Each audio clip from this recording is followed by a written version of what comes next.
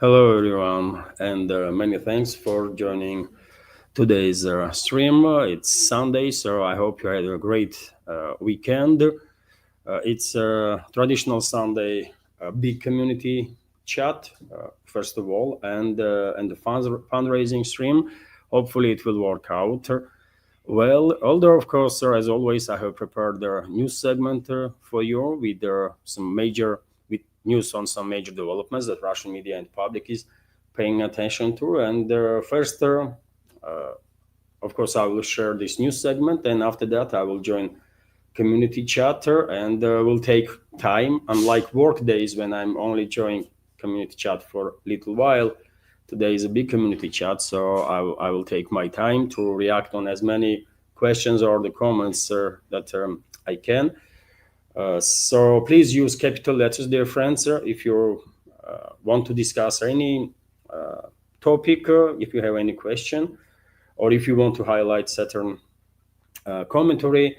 Of course, dear friends, as you know, this project is completely subscriber funded or exists only as long as I have your support, community support. And therefore, if you want to donate today during this fundraising, you can use a PayPal platform, you can use a Boosty platform, you can subscribe, dear friends, on my Patreon page, where I have a lot of extra content, as well as on Boosty page. Links are on this video in description box and in the pinned comment. And please do subscribe to my Patreon page. It's tremendously important. Although, of course, all support counts, dear friends.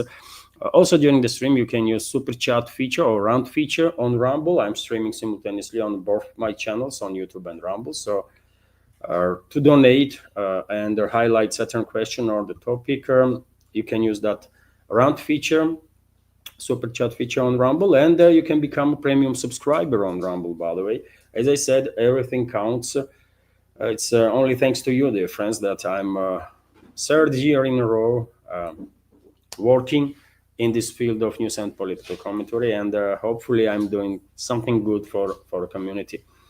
That's been said, dear friends, let me start with the news segment. And unlike other days, when I'm starting with reports about Ukrainian crisis, understandably so, today I will start with the Shanghai Cooperation Organization summit that is taking place in China, and Russian President Vladimir Putin arrived already in China for a 4-day visit. He will participate, of course, in the work of Shanghai Cooperation Organization. He will have meetings with the Chinese leader Xi Jinping, I believe with the leader of India, Narendra Modi, with some other high-ranking officials from member states of SCO, and also other delegations that will participate. According to reports, this Shanghai Cooperation Organization summit is going to be biggest one ever, most representative one.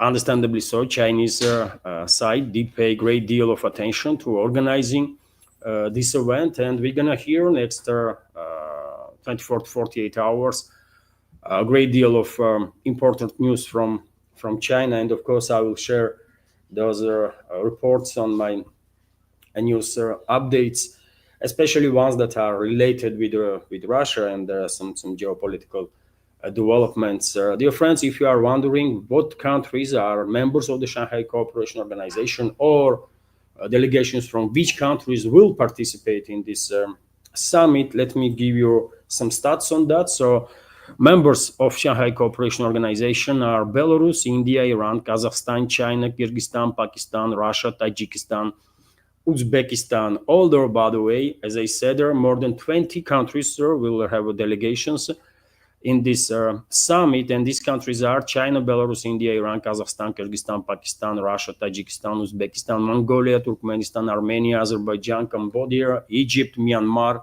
Maldives, Nepal, Turkey, Indonesia, Laos, and Malaysia, also Vietnam. So quite a representative summit, undoubtedly. And as I said, during today and tomorrow, summit will last these 2 days. We're gonna receive a great deal of important news from China. Of course, world attention will be focused on Tianjin city. I'm probably butchering the name of the city, but that's where this summit is gonna be. All their dear friends, Russian president will stay in China, as I said, for 4 days, and he will participate in a celebration of victory over Japan during the Second World War. China will have a military parade. Many officials are invited, of course, in this celebration, and Russian president will participate too. And dear friends, as I said yesterday in an update, quite a number of high-ranking officials and visited in China yesterday, some even day before yesterday. And for example, Modi, Prime Minister of India, already had a meeting with Chinese leader Xi Jinping, which is also a very important development. Recently, we clearly observing improvement in relationships between these two great powers in a global south and on a world scale, I will say, which is a good news, by the way. Good news for Shanghai Cooperation Organization, for BRICS, and for emerging multipolar world. If we want to succeed, I mean humanity, if we want to succeed in creating a more just multipolar world, then we definitely need leading countries in this process to be on friendly terms with each other, right? And do not consider each other as a hostile, right? And unfortunately, between India and China, for a number of reasons, relationships was and still is not as great as we would like, but there is clearly improvements in this direction. Lately, quite a number of high-level meetings took place between leadership of two countries, and this is all good. And the report is, dear friends, that Indian Prime Minister Narendra Modi and Chinese President Xi Jinping met in Tianjin on Sunday. That is today, by the way. I remind you that if now in Moscow is like 8:12 in China, in Tianjin, I guess it's towards the afternoon now, I guess. So quite a number of meetings already did happen. So Indian Prime Minister and Chinese leaders met each other, marking a key diplomatic engagement as New Delhi and Beijing move to stabilize relations. Two leaders met on the sidelines of Shanghai Cooperation Organization summit hosted by China this weekend. Excuse me. This is Modi's first visit to China since 2018. The meeting follows months of efforts by both countries to restore ties strained by prolonged border tensions. Their leaders previously met last October in Kazan when Russia was hosting a BRICS summit. Our relationships got a positive direction. There is a peace and stability on the border, Modi stated during this meeting. He also noted that resumption of the Kailash Mansarovar Yatra, an important pilgrimage to Mount Kailash and Manasarovar in the Tibetan Autonomous Region of China, as well as the plans to resume direct flights between two nations. Well, this will, of course, also help to further enhance the relationships. The interests of 2.8 billion people of both countries are linked to our cooperation. This will also pave the way for the welfare of the entire humanity. We are committed to taking our relations forward on the basis of mutual trust, respect, and sensitivity, Modi stated. And well, great, by the way. This is definitely a good news. I said many times in my updates that I hope relationships between China and India improve, and we are clearly observing process in that direction, which is definitely great news for humanity, I will say, not just for 2.8 billion people of China and India, but all of humanity, because we are talking about key countries when it comes to creating this multipolar world. And by the way, one should keep in mind that hostility from US and from the collective West towards India, absolutely unjust hostility, definitely push, I think, New Delhi to further enhance relationships with China. And well, one should ask a question: what the hell is wrong with the U.S.? First of all, U.S. or the collective West is um, political class diplomacy. How come that U.S.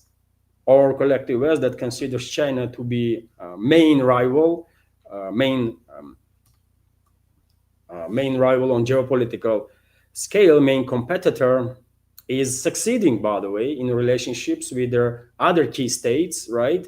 While collective West, under still leadership of US, is pushing countries all over the world, by the way, towards further to build closer ties to China.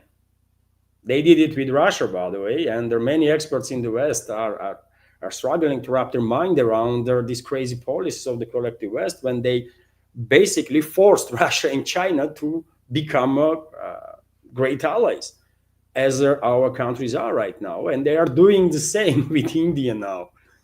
I mean, this is quite a counterproductive, isn't it? That, to say the least, to operate this way. But yet again, I said many times before that political class in the West is degenerated on such a scale that probably uh, they don't even understand what they are doing, right?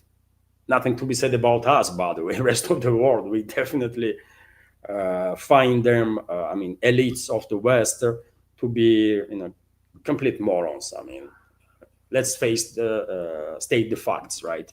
It is what it is. And by the way, also interesting news due to economical hostility, political hostility of the U.S. Trade war, tariff war, sanctions war, and so on. Well, we have some stats here. How negatively these policies influenced, for example, on U.S.-China trade. And let me give you some numbers. In the second quarter of 2025, US imports from China collapsed to 64.8 billion, the lowest level since 2006. So drop is dramatic, isn't it? Drop is dramatic, and of course, this drop has to be directly linked to trade war and tariff war that the U.S. is waging against China. Um, so imports fell 36%. Exports, U.S. exports to China dropped 29%, and total trade collapsed 34%, which is tremendous numbers. And that's a result, by the way. And same gonna happen now in a trade with India. And I remember the difference that U.S. was our main export market for Indian companies, right? And if anyone is suffering due to these poor results, due to this tariff war that U.S. is waging, is U.S. consumers, first of all, by the way, because businesses, they will find a way to sell their goods, right, and services. They will find a way. World is big, right? Much bigger than U.S. or the collective West combined. But U.S. consumers, they're gonna suffer because either they're gonna lose access to certain goods and services that was provided by the China or India or other countries that have been targeted by U.S., or they're gonna pay tremendously more for very same goods and services that they were paying like a couple of months ago or a year ago. So some significant important information here. And well, we have I don't even know how to present this news, dear friends. It is reported by New York Times, and I don't know if we can trust this so-called media outlet, but nevertheless, reports are, and Russian media pay attention to it, that Trump and Modi angry at each other over Nobel Peace Prize, allegedly. Again, Nobel Peace Prize, man. Why? Why U.S. leadership is this fixated on Nobel Peace Prize, man? What the hell? After Obama get Nobel Peace Prize for literally nothing, after that, why would anybody care, right? or why should anybody care? It's a clearly politicized deal there when it comes to Nobel Peace Prize, and that prize means nothing at this point, literally nothing. After Obama was awarded for killing more people, by the way, believe it or not, for killing more civilians than Bush did, by the way, with the drone strikes, for example. Obama was awarded the Nobel Peace Prize. I don't know. Anyways, reports are that US President Donald Trump was offended by the fact that Indian Prime Minister Narendra Modi refused to support his nomination for the Nobel Peace Prize. New York Times writes, in June, Trump hinted during their phone conversation with the Indian Prime Minister that New Delhi should nominate him for the Nobel Peace Prize for resolving the conflict with Pakistan. According to New York Times, and we have quote here from article, he mentioned that Pakistan was planning to nominate him for the Nobel Peace Prize, an award he had openly campaigned for. The publication writes, noting that Trump expressed pride in the end of the conflict. According to publication, Modi reacted sharply to this hint. He told Trump that the US had nothing to do with the ceasefire between India and Pakistan, which is true, by the way, emphasizing that the agreement was reached directly between the two countries. This behavior of Modi irritated Trump, allegedly. And by the way, Modi is on point. According to reports from numerous sources, Pakistan reached out through third parties to New Delhi and asked for a ceasefire, right? And Trump actually has nothing to do with it, right? Maybe US was one of the third parties that Pakistan asked for a mediation alongside some others, but initiative was coming from Islamabad. Pakistani militaries, Pakistani political class realized that this conflict continues any longer. Indian militaries will hammer them, right? And they were seeking end of hostilities, immediate end of hostilities. And obviously, New Delhi is not happy when Trump is saying that, well, it's thanks to me that this conflict ends. No, man, India won that conflict, right? And Indian people are not happy that this victory was kind of taken from them by Trump. So why would they be happy about it, right? But to be, real here, India clearly had a decisive superiority in that conflict, and Islamabad was seeking ceasefire. That's it, right? But nevertheless, report itself is quite crazy, by the way, that Trump destroyed the relationship with India because of the freaking Nobel Peace Prize. I mean, this is insane. This is insane. When personal attitude, personal emotions are beginning to dictate policies of one of the major superpowers in this world, this is not just wrong, but this is tremendously dangerous, isn't it? This is tremendously dangerous, and if this is true, and if Trump actually behaves based on some impulses and emotions, then maybe America First forces in US, Republican Party, have to consider taking some action to replace Trump with J.D. Vance, vice president, because no president should be allowed to operate based on some impulses and emotions. It's just too dangerous for everybody. It's dangerous for US. It's dangerous for the rest of the world, because we are talking about major nuclear superpower, by the way. This is not the way things should be run, right? And I'm quite sure vast majority of our community will agree with me on that. Even supporters of the Trump will say, I mean, you cannot base your policies on impulses and emotions. This is wrong, right? And America First forces in US will definitely agree with me. I think this is not the way to go. But yet again, I don't know, should we take this report of New York Times on face value or not? Probably we should take it with a pinch of salt. But nevertheless, that's what this one of the major Western media outlets or propaganda outlets are reporting about. And dear friends, when it comes to deterioration of the relationship between the collective West and the rest of the world, well, Brazil, another country, another leading country when it comes to building multipolarity, multipolar world, is very much not happy with the hostility from collective West, especially from US, and the leadership of Brazil is calling for emergency BRICS summit, basically. So Brazil wants to convene an extraordinary BRICS summit to discuss the risks to a multipolarity from the United States. Their Valor Econômico newspaper reported Brazil is seeking to convene an extraordinary BRICS summit in connection with their attacks by the US on a multipolarity.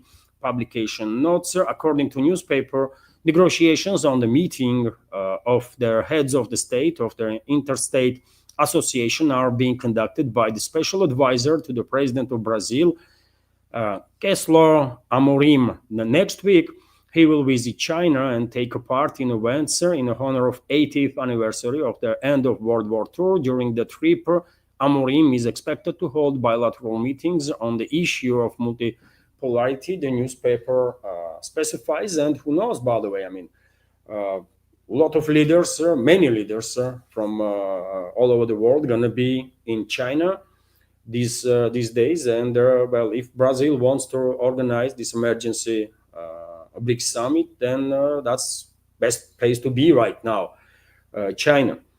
And Brazil might succeed in this endeavor. And I think because BRICS is under attack, multipolarity is clearly under attack. Such summit should take place. Although, dear friends, I will emphasize, and this might sound,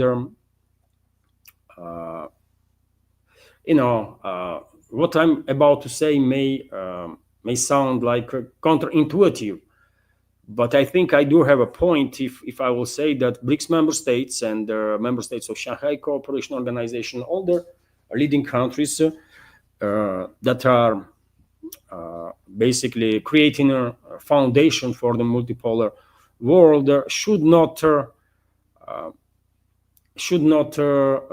take policies or should not adopt policies of hostility towards the US. And yet again, this might sound counterproductive, but I will explain what I mean.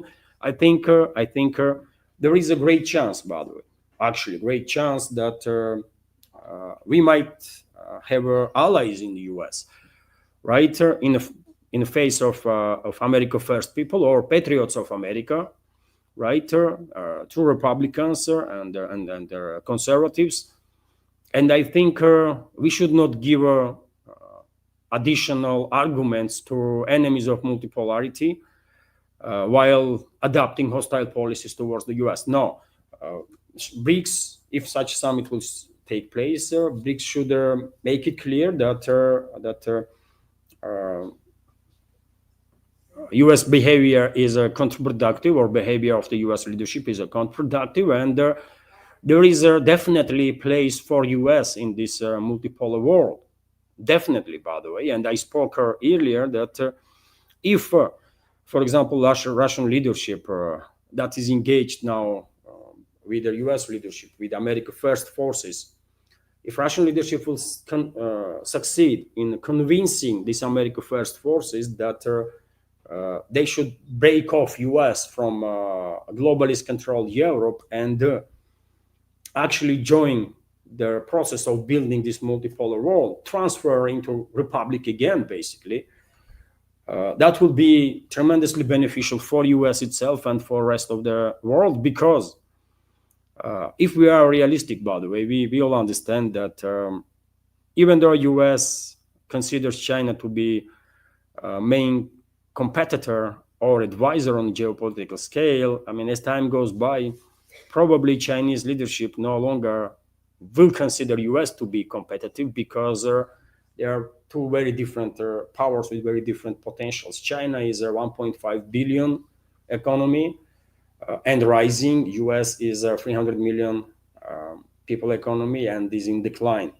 So there is not really competition there.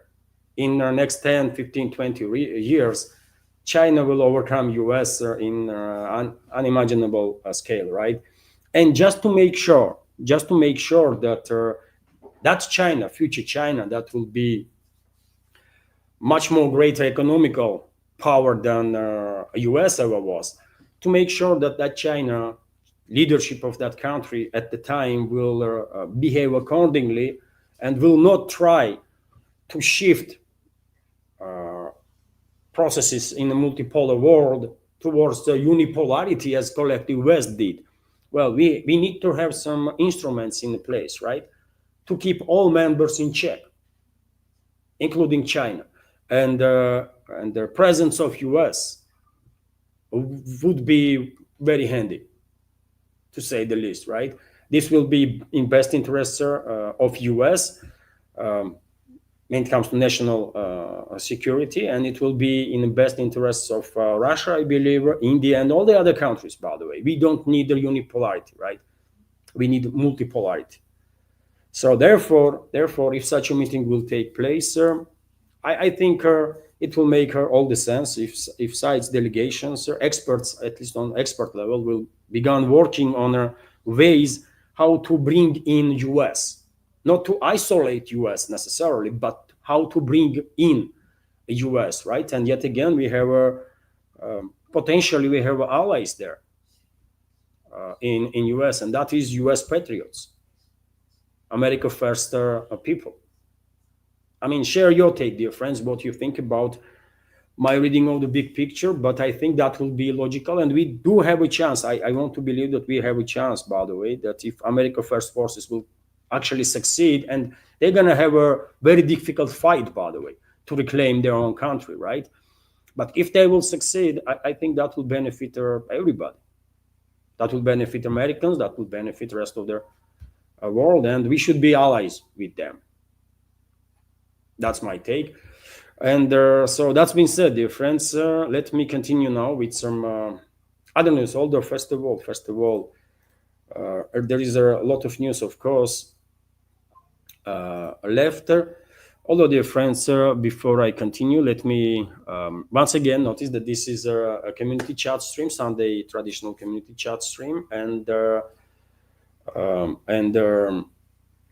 fundraising stream. So if you want to support, dear friends, if you like my work, if you like my project, if you want to support, dear friends, you can do it through several means. There is a PayPal, Boosty. You can subscribe to my Patreon, and yet again, dear friends, please consider to do so. If for this project to be in a more or less safe place, our community on Patreon and Boosty needs to double at least, and this is very difficult process, by the way, very difficult process. So please consider to join our community on Patreon and subscribe, become a paid subscriber, by the way, or Patreon.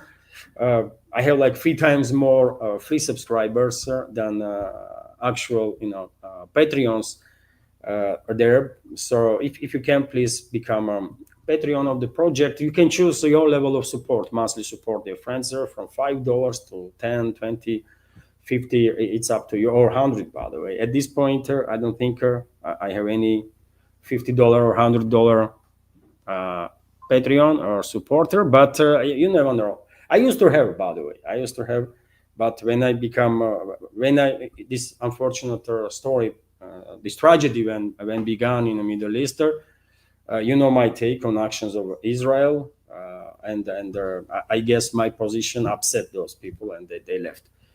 Okay, I mean, it is what it is, right? So yes, a link to my Patreon, by the way, is also under this video in the description box and in the pinned comment. And there is alternative to Patreon. If you, for whatever reason, don't like Patreon, you can subscribe to my Boosty page. I'm publishing extra content on both my channels there. And also you can use a super chat, dear friends, during the stream on Rumble, or Round feature as it's called, and become a premium subscriber on Rumble. Everything counts, of course, to save this project and be able to continue this work.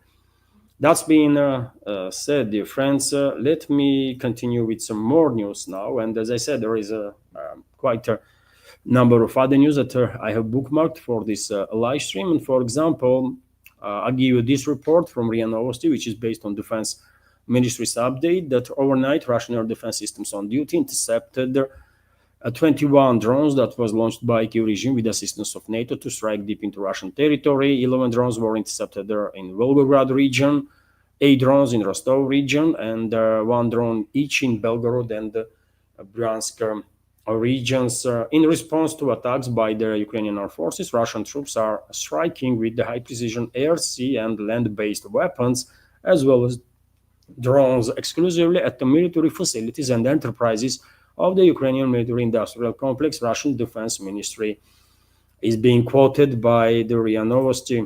Also, dear friends, as I already said, Russian armed forces conducting retaliatory strikes, long-range precision strikes, and we have this report that during one of the directions of last night's Russian long-range strikes was Odessa region, and in Ilichevsk Chernomorsk port,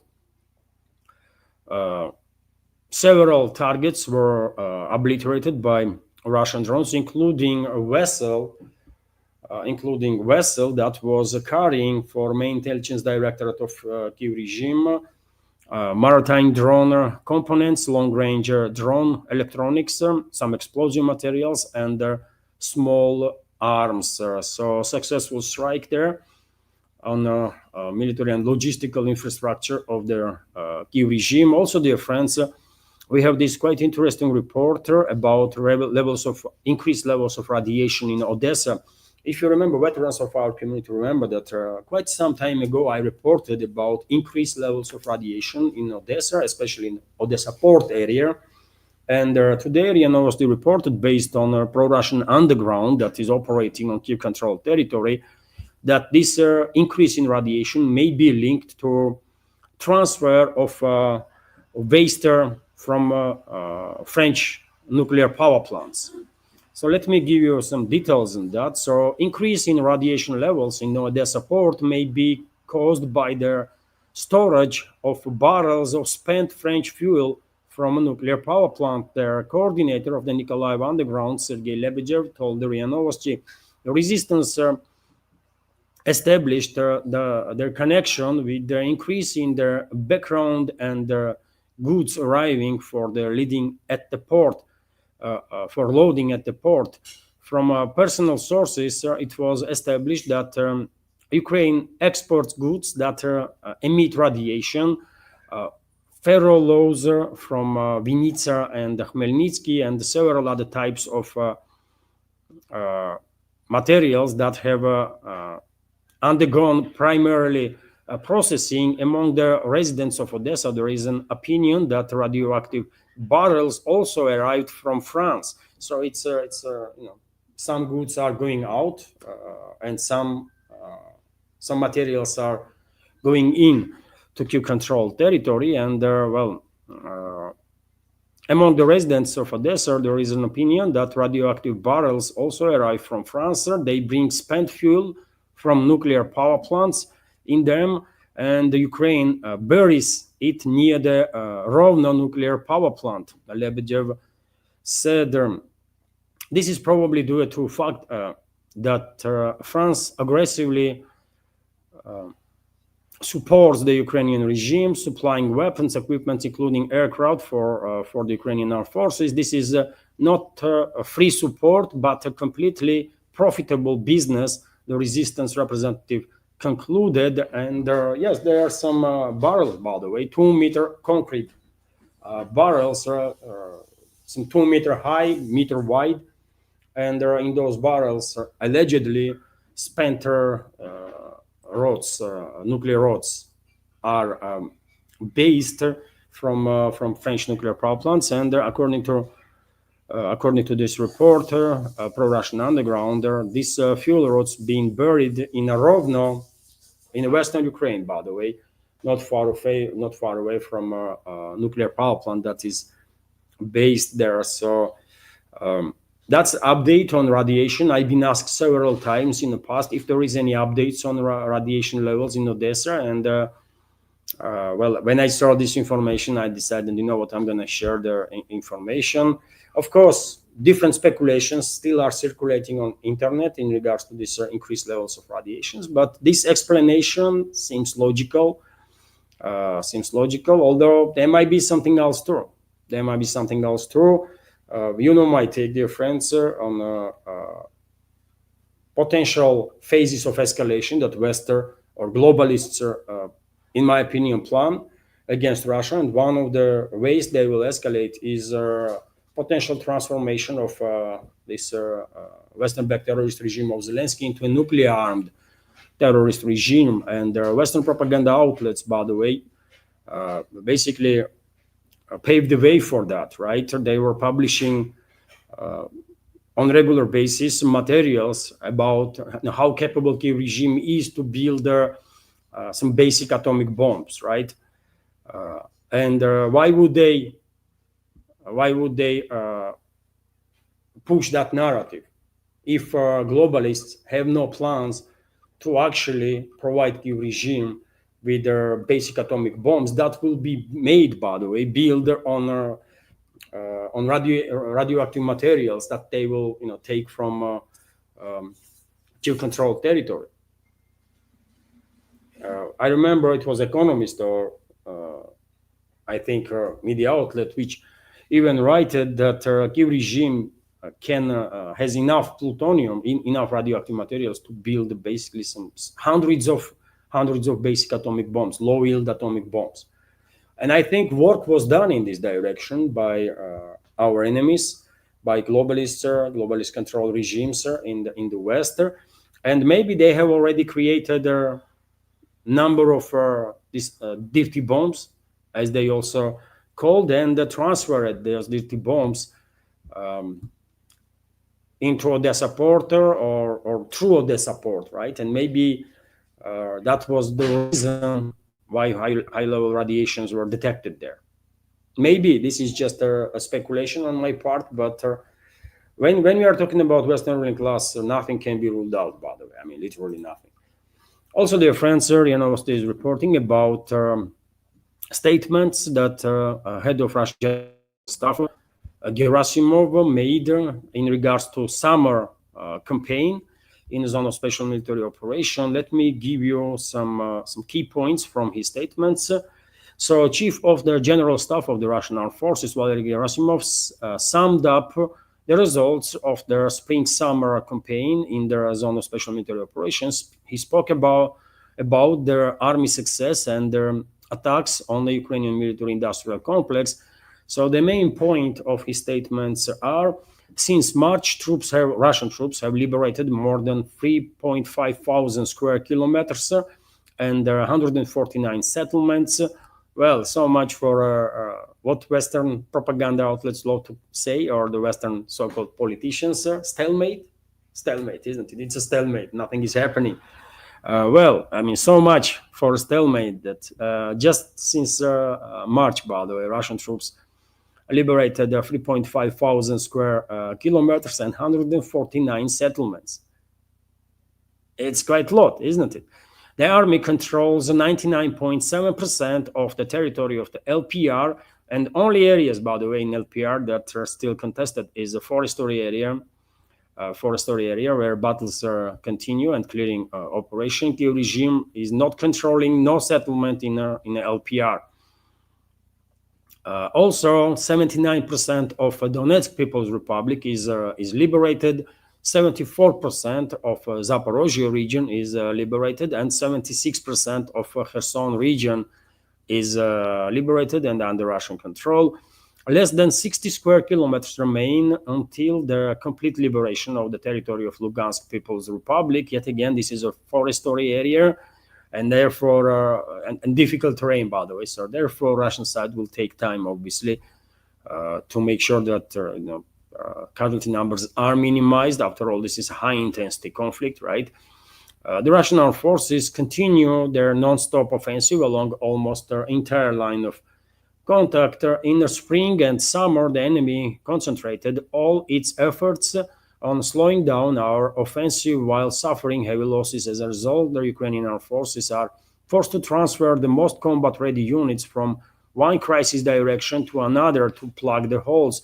today the strategic initiative is entirely in the hands of Russian troops, and not just today, but that was the case, I will say, always. Following their spring-summer campaign, 120.9 thousand servicemen were awarded for courage, heroism, and bravery, of which more than 101,000 were soldiers and sergeants. On the topic of strikes against the Ukrainian military-industrial complex, Gerasimov went to say that armed forces continue to strike exclusively at the military targets and the military-industrial complex facilities in Ukraine. During the spring-summer period, such strikes were carried out on 76 important objects. Priority is given to the destruction of enterprises producing missile systems and long-range drones. Together with their FSB is the Russian Federal Security Service.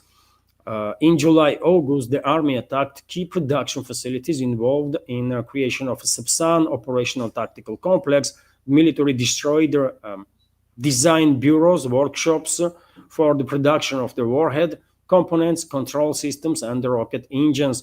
On Thursday, their enterprises, Spets Oboron Masha, the radio plant, UK Spets Systems, and Samsung Ukraine, which produces components for the Sapsan and the Grom 2 complexes and attack drones, as well as the air base of Starokonstantinov, Vasilkov, and Kolomyar were hit in Kiev.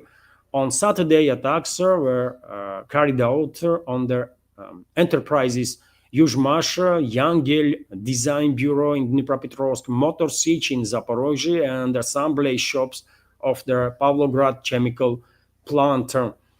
Aviation equipment and their infrastructure facilities at the 10 military airfields were also damaged. The situation in the zone of operation of the North. The creation of the security zone is proceeding successfully. In the Sumi region, 210 square kilometers of territory and 13 settlements have come under the control of the Seversk group. That's a buffer zone, by the way, that Russian troops are creating there, and Kiev regime sent its elite forces to reclaim the territories in north of Sumi region, and they all failed, right? Russian troops are still there, and once these reserves that Kiev regime sent in that direction will be eliminated, well, I guess Russian troops will move forward, although we should keep in mind that on the northern flank, by the way, there is a massive forestry, right? If Russian troops created a buffer zone, you know what, I can show you on the map, dear friends. It will take only like a minute before map opens.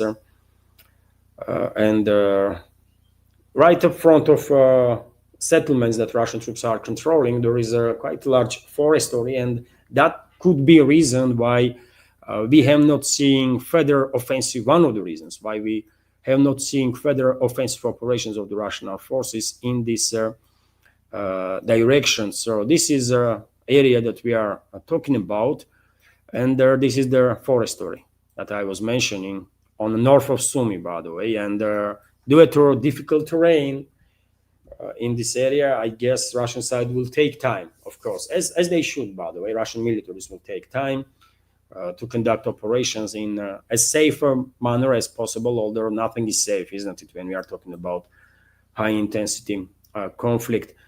Let me continue with some other news, with other reports, key points from Gerasimov. So in the Kharkov region, troops are improving their positions in the Volchansk and the Liptsy directions. This is, by the way, Volchansk and Liptsy. This is Liptsy area, and this is Volchansk area. As you know, battle for Volchansk continues for quite a while, and the northern part of the city, which is divided by Volchia River, is controlled by Russian forces. Russian troops also operating on the southern part of the city in some districts, but city mainly is divided. At this point, line of contact is divided basically on a riverbank, right? based on riverbank geography. But nevertheless, lately Russian troops did become quite active in this direction also, and maybe we should expect some further activization, because if Kiev regime's forces in this area run out of manpower, run out of steam, then maybe Russian troops will actually conduct some further offensive operation to liberate Volchansk completely, and maybe we will see some offensive in Lipsy direction also. So this is the geography, by the way, that Gerasimov is talking about. Kupyansk is almost completely blocked by the Zapad fighters. About half of the city has been liberated, and this information came as a thunder, by the way, for very many people that are paying attention to the developments. Russian during that meeting, media saw some maps, by the way, some maps that were quite surprising. Even though I was reporting about progress of the Russian armed forces in the Kupyansk direction, I didn't expect this progress to be this big, by the way. So this is Kupyansk city. And well, I was reporting about progress of the Russian armed forces from northern western side, and that city was basically in operational encirclement, and therefore this report did not really come as a great surprise to me. I knew Russian forces were achieving a great deal of success in this direction, but nevertheless, based on reports, even this map has not updated yet. Russian troops should be somewhere here, by the way, that I'm right now moving with the mouse. City is basically blocked from supply and support lines, and 50% of the city is under Russian control, which is yet again, great success, of course, and well, I think it will not take more than I don't know, a couple of weeks, max, like 3-4 weeks maybe, and I guess Kiev regime's garrison in Kupyansk will collapse completely, and Russian troops will liberate this city, 100% of their city. Also, dear friends, Gerasimov stated that defeat of the Ukrainian armed forces group pressed against the Seversk. He reported about neutralization of Kiev regime's forces, basically in Seversk direction. He reported that Serebranka forestry was cleared from enemy forces, and according to reports, by the way, Gerasimov also said that Russian troops already are in Seversk too, inside the city too. Yet again, mappers are slow to follow up with these updates, by the way. This is Seversk, and I guess Russian troops, if Russian troops already are inside the city, as Gerasimov claimed according to reports, then I guess this gray zone, let's say, should be much wider, and at this point, only direction that I can consider from where Russian troops would enter Seversk, or did enter Seversk, is probably northern direction. So all this area here should be under Russian controller. Mappers probably will update their maps based on these latest revelations from general staff. And tomorrow, day after tomorrow, we're going to have a better understanding of developments on the line of contact. The armed forces advanced up to 25 kilometers in the Rubtsovsk direction and captured 10 settlements there. Gerasimov reported on the topic of South group of forces and their advancements. Gerasimov stated that fighters of the Southern group are successfully advancing in a Seversk direction. Battles are taking place within the city limits, as I mentioned, dear friends, and they have also reached the southeastern outskirts of Konstantinovka. I reported about it, by the way. If information about Seversk is kind of surprised. I was reporting, isn't it, that Russian DRGs, there were reports that Russian DRGs were operating in Seversk, right? But I did not expect Russian regular forces to be in the city.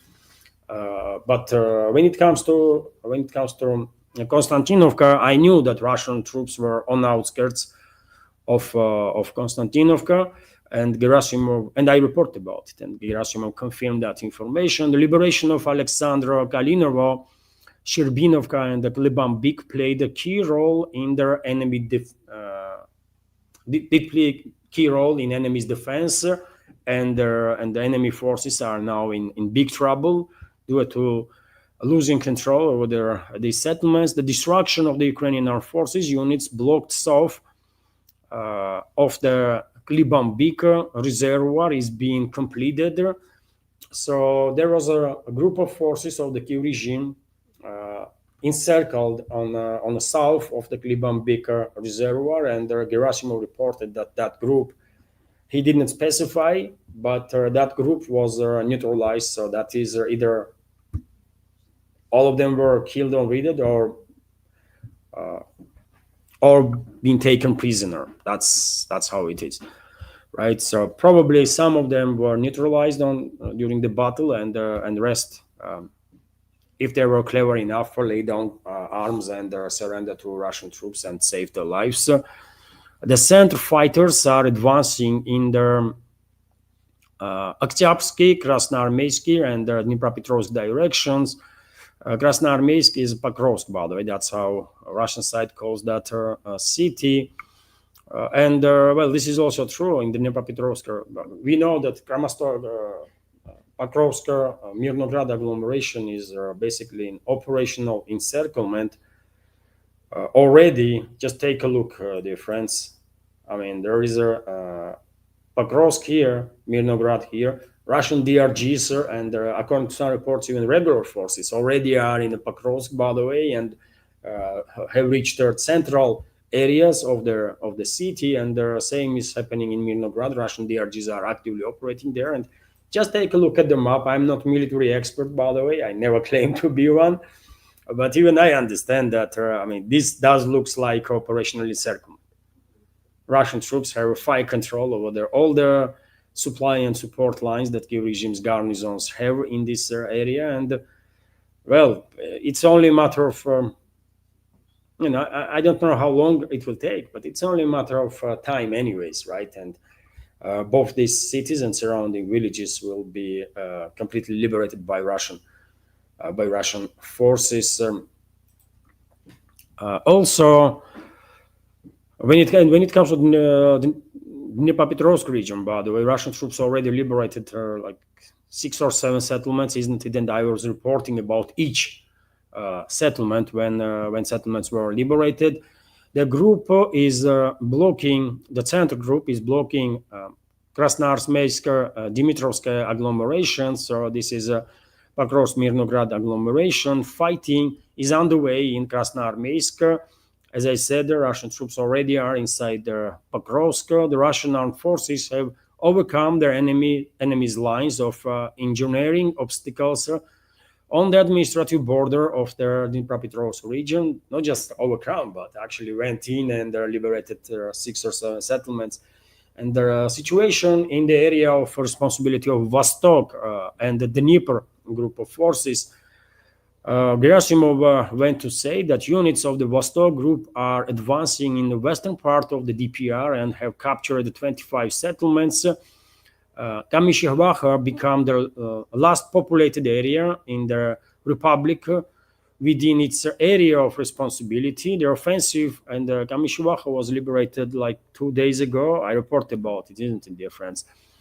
Their offensive in Dnipropetrovsk region continues. The army has occupied 5 settlements, actually 6 or 7. Defense ministry is defense ministry, by the way. They are too conservative. They always take time before confirming progress of the Russian armed forces. Russian troops are in control of either 6 or 7 settlements, by the way. Now, defense ministry said 5, okay. Developing their offensive in Orekhov direction, fighters of the Dnieper group captured the 6 settlements in Zaporizhia region. Its units are actively engaged in liberation of Stepnogorsk, Maletak, Machkar, and Plavny. So that's some key points from statements of Gerasimov, by the way. Quite interesting information, isn't it? He, in some cases, due to conservative nature of the defense ministry, he did not share all available information that we know about progress of the Russian armed forces. But in other case, in regards to Seversk and Kupyansk especially, Gerasimov shared information that many of us got surprised, right? I mean, half of the Kupyansk is liberated already. Russian troops already are conducting operations inside the Seversk. That's quite important information that we did not have on official level, right? And now we do. That's been said, dear friends, let's continue with some other news. And US President Donald Trump come up with yet another some cryptic message on his Truth Social. This is, according to Rianosti, this is the picture that he posted, by the way. It says, Trump on the background of our planet. And there is a sign here, the world will soon understand. Who knows what he means, by the way? What world will understand soon? I don't know. Share your opinion, dear friends. Share your opinion. What we will understand soon. What Trump is talking about, but this is not all, by the way. Trump sometimes do this kind of stuff. Either he is trolling everybody in this world, or I don't know. In his mind, maybe he is doing something very clever. Who knows, right? But nevertheless, Trump was interviewed, by the way, last Friday. There was rumors in US, believe it or not. Rumors in US and on internet that Trump was not seeing for a couple of days, and some commentators even suggested that he died, which is crazy, by the way. I mean, come on, man.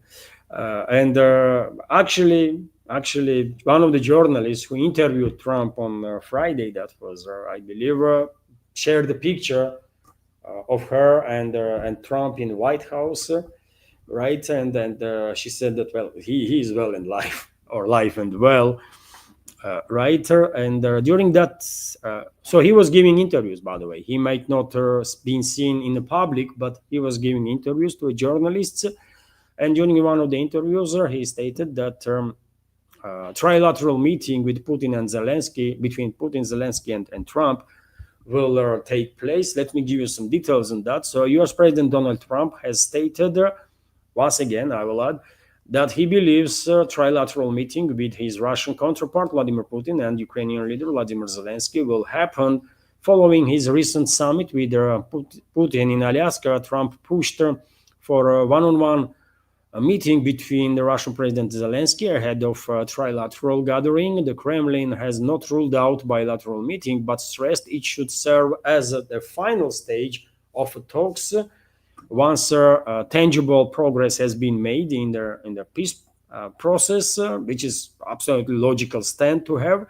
In an interview with the Daily Caller on Friday, yes, it is Friday, Trump was asked whether a trilateral meeting is still planned. We have a quote here: trilateral would happen.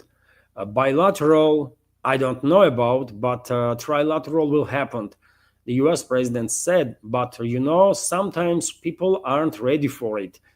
He added, according to Kremlin spokesman Dmitry Peskov, while Russia is still interested in direct talks with Ukraine, preparations for such a meeting is not very active. All our positions have been communicated, and Ukraine has submitted its own provisions, he said on Friday. Further discussions is necessary. And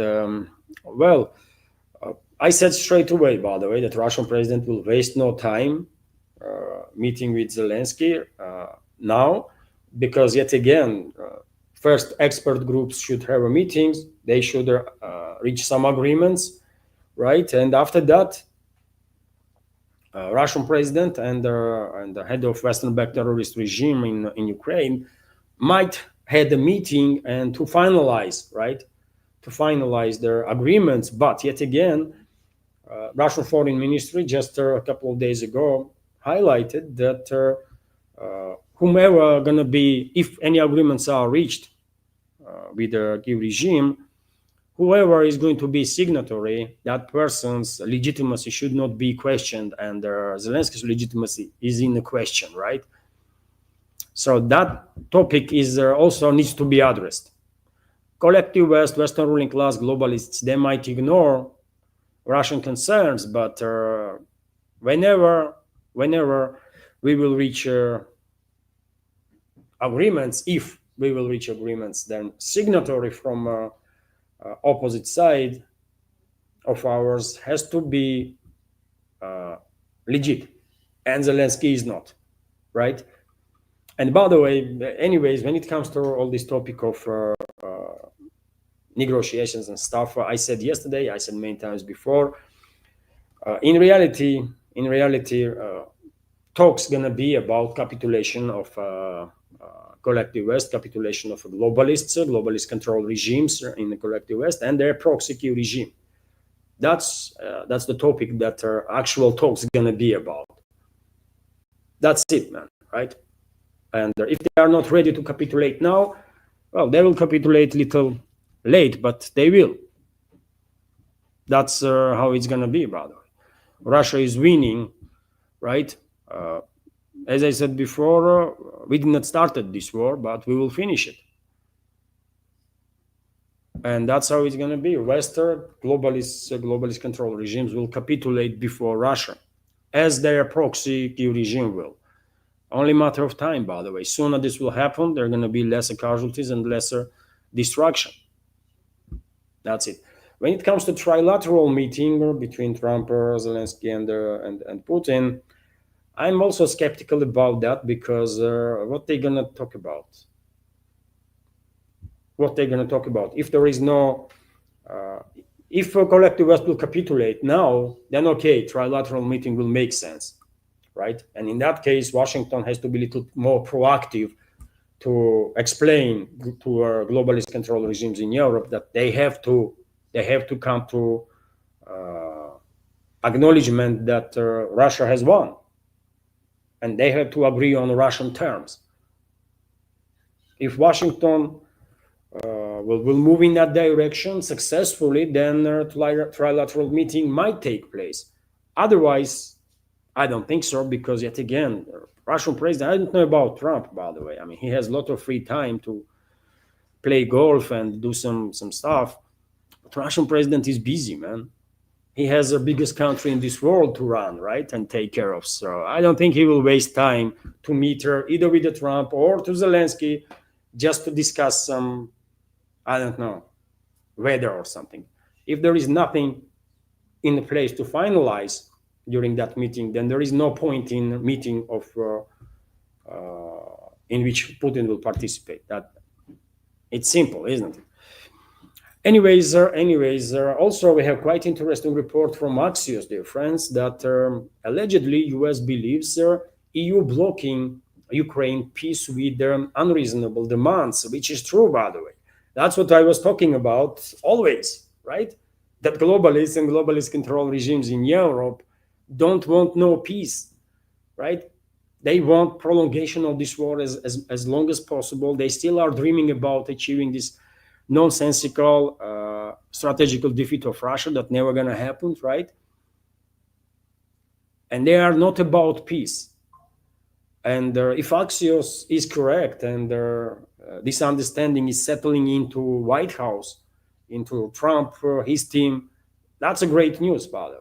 That's a great news. And in that case, they should actually talk to globalists, talk to globalist control regimes in Europe, and explain to them that well, they just have to come to their senses, face the reality, acknowledge that they lost, and capitulate. That's it, man. That's it, right?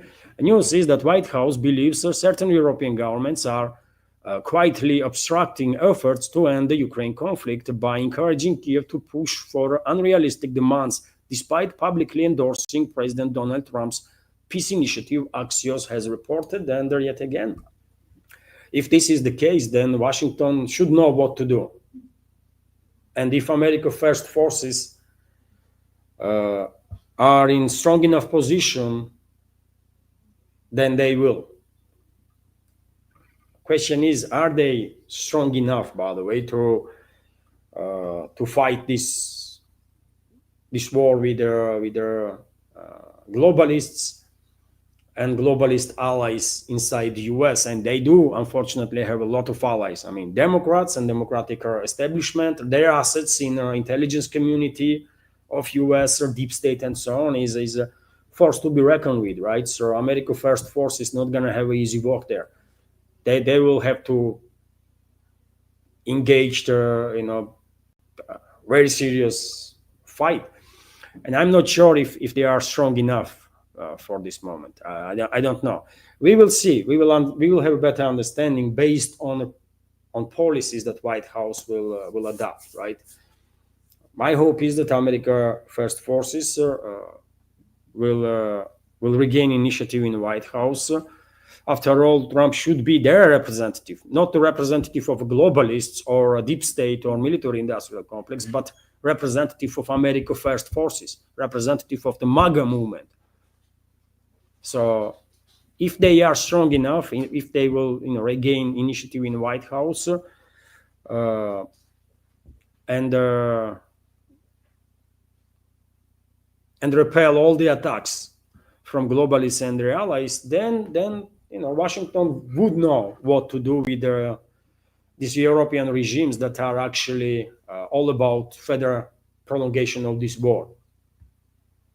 Because it's obvious. It's obvious. If not today, tomorrow, or day after tomorrow, but eventually, Russia will force to submission so-called elites of the West. Globalists, mobilists, whatever they are, right? And they will capitulate. And that's it. But meanwhile,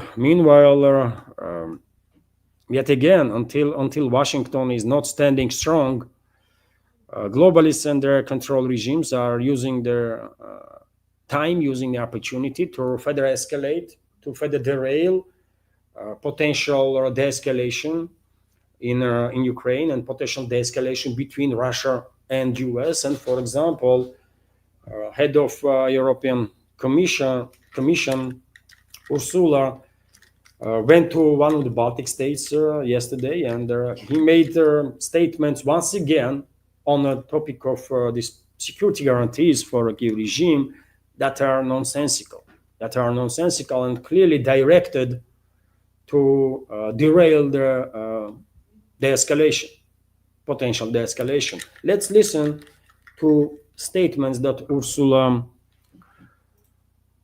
made, by the way.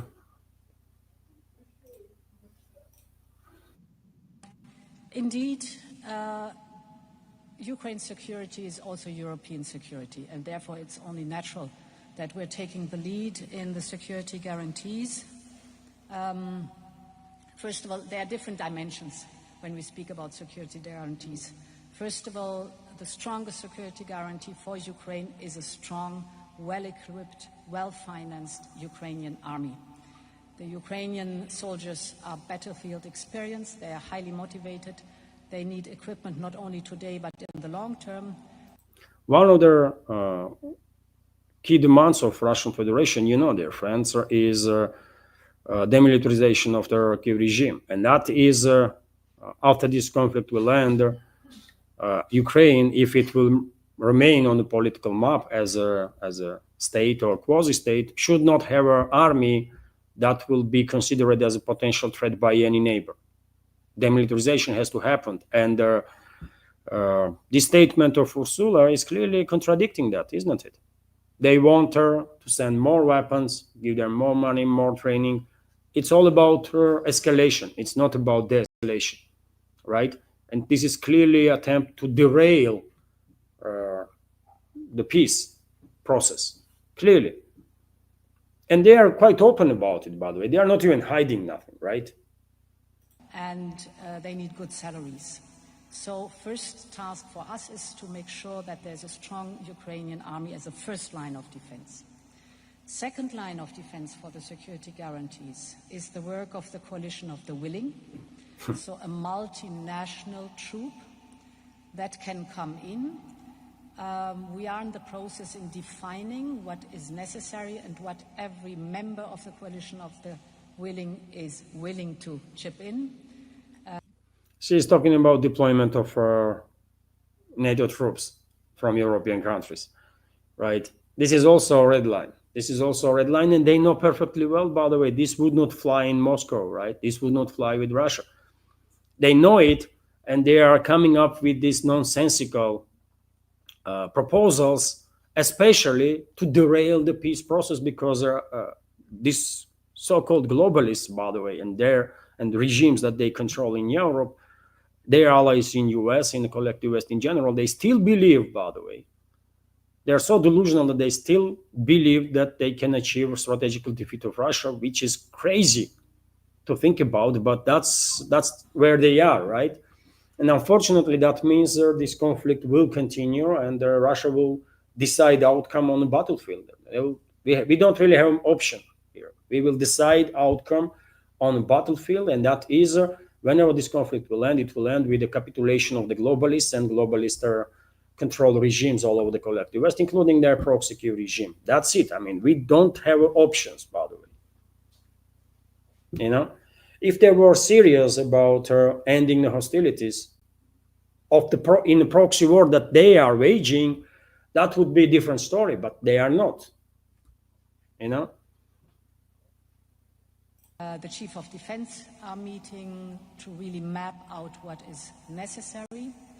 And of course, we need the backstop of the Americans. They will provide. President Trump said that there will be American presence and that there will be the backstop of the Americans. This is the second important leg. And the third element we should always emphasize is our own European defense posture that has to be improved, as I've just described. Now, on the frozen assets. So that's what this globalist puppet is saying clearly. Clearly, White House has every reason to believe that globalist control European regimes are derailing peace process, and I mean there is enough indicators of that, right? Factual information. Take a look at any statement on the matter that is coming from either Brussels or London or Paris or Berlin, and I mean they are quite open about it, right? They are not even trying that much to hide their true intentions. So therefore, by the way, as I said in the beginning, Moscow works in this direction, and there are more to be done, and also other countries should get engaged and help America First forces, by the way, to reclaim their own country, right? And to move away, to push out or move out US from this proxy war, and then to distance US from globalist control Europe. And this can be done. This can be done, by the way, and it will benefit everybody, right? Dear friends, there was one super chat on Rumble, and after new segment, I will start with that super chat. And well, this is a fundraising stream, dear friends. So if you want to help her, please consider to donate through PayPal or Boosty platforms. Subscribe to my Patreon if you can, and on Rumble you can use that super chat feature, and also you can become a premium subscriber on Rumble.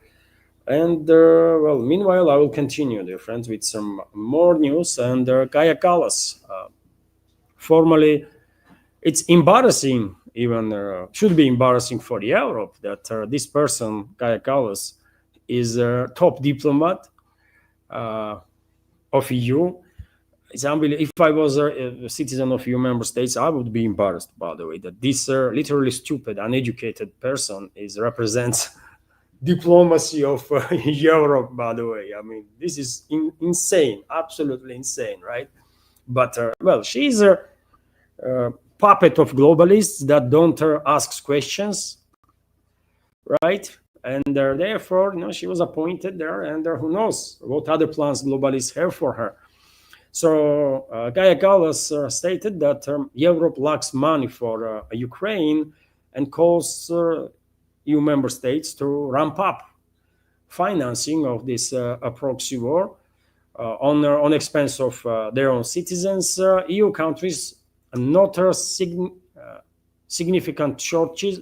European countries, EU countries, note a significant shortage of funds to support Kiev in 2026 and are discussing the possibility of expropriating Russian assets under European jurisdiction. The EU Foreign Minister Kaja Kallas said following an informal meeting of their EU foreign ministers in Denmark.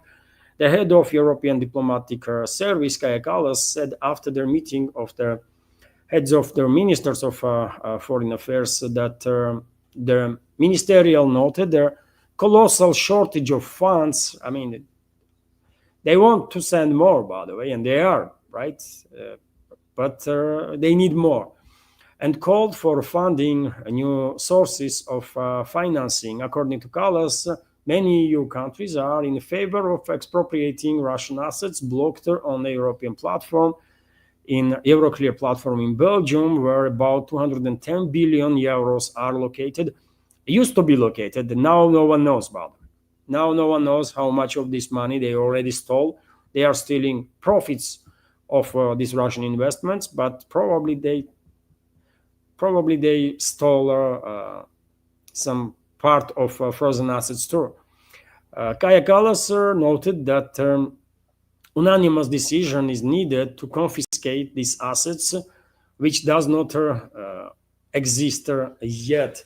So yes, they are getting closer and closer to official decision to steal Russian assets, and they will, by the way. We'll understand that most likely, I mean, they're gonna officially, formalize stealing of Russian assets. That will be complete end of European financial and banking system.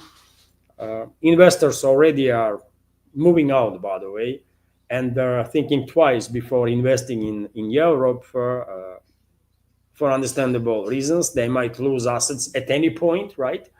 If Brussels will be not happy with them. And well, final straw gonna be this formalization of a stealing, right? And they're gonna do it.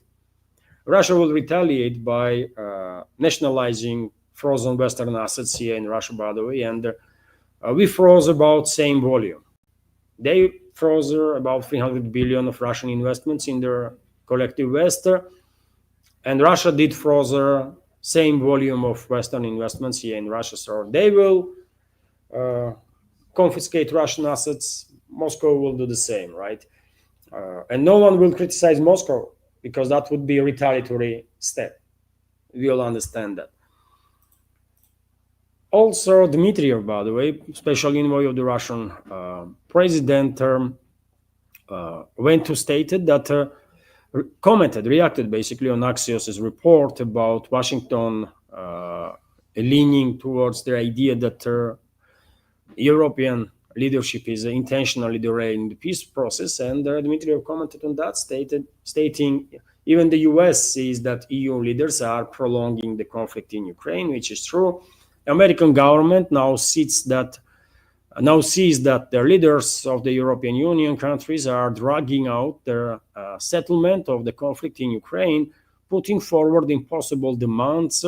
This opinion was expressed by the special representative of the Russian president for economic cooperation with the foreign countries, head of the Russian Direct Investment Fund, Kirill Dmitriev.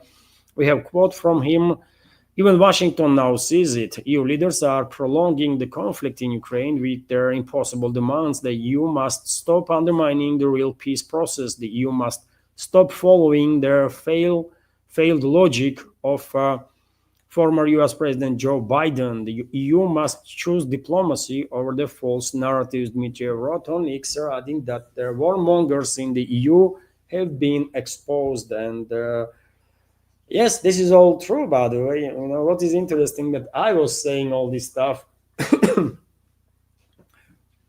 for how long now? And it seems forever, isn't it? And only now politicians, public figures, MSM or mainstream media is beginning to talk about this destructive role that globalists and globalist control regimes in Europe are playing. At least they start talking about it openly, right? Which is a good thing. Also, dear friends, we have statement from a foreign minister of Hungary on very same matter, on the matter of destructive role and nature of the European elites or Western European elites, let me say this way.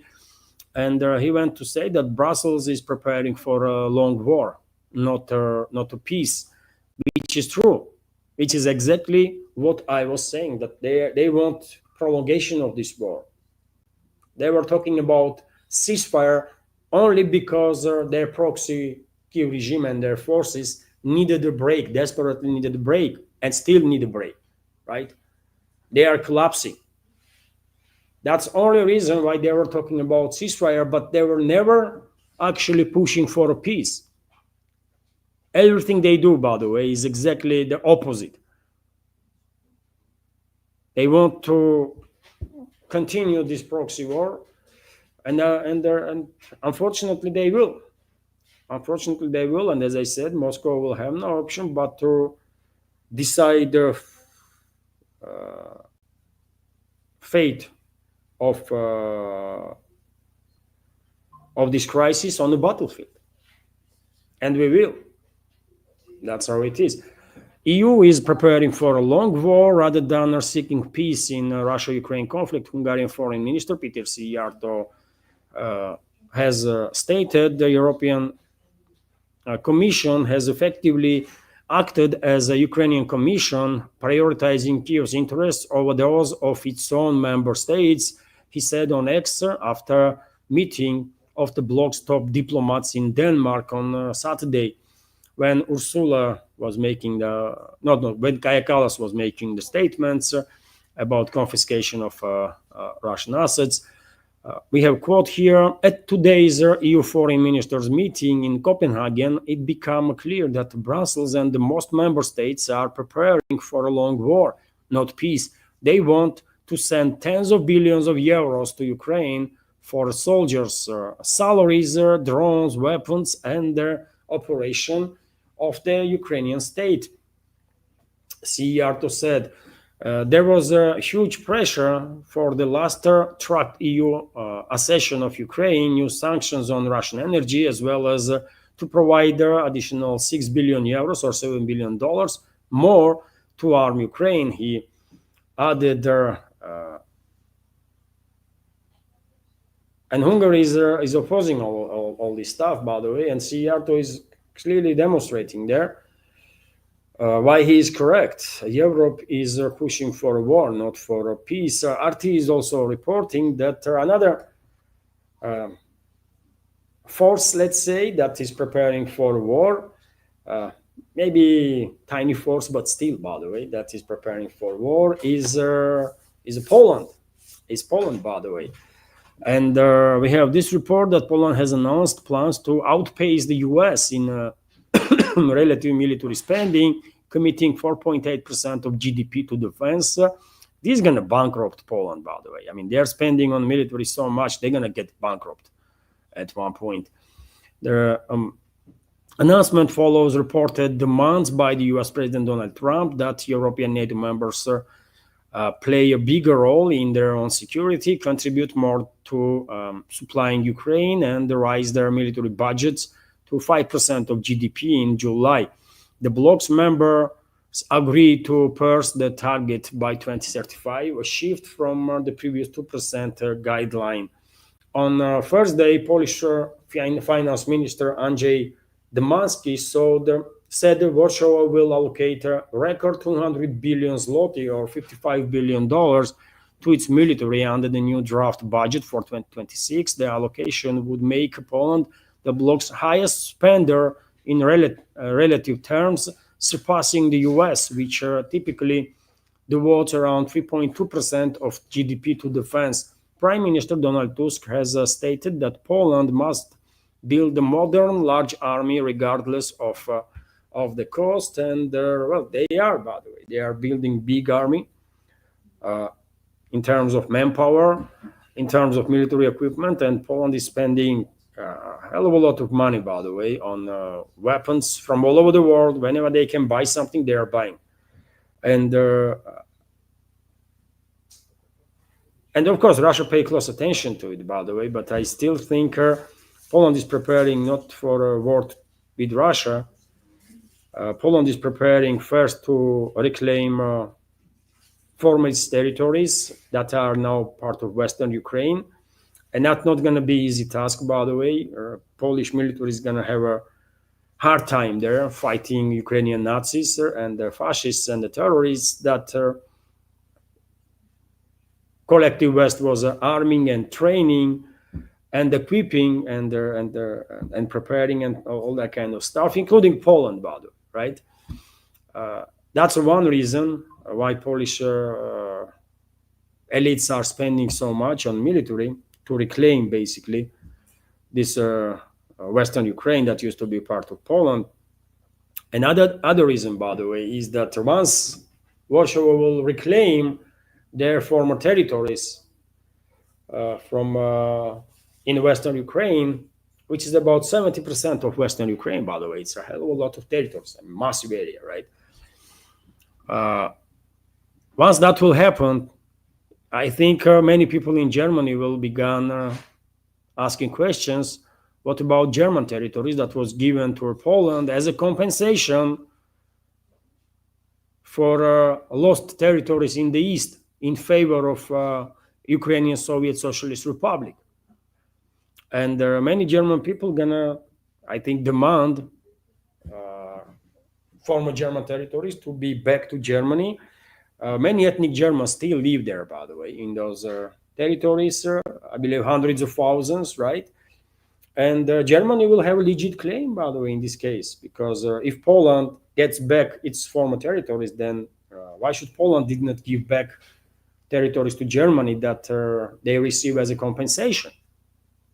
Not as a gift, but as a compensation, right?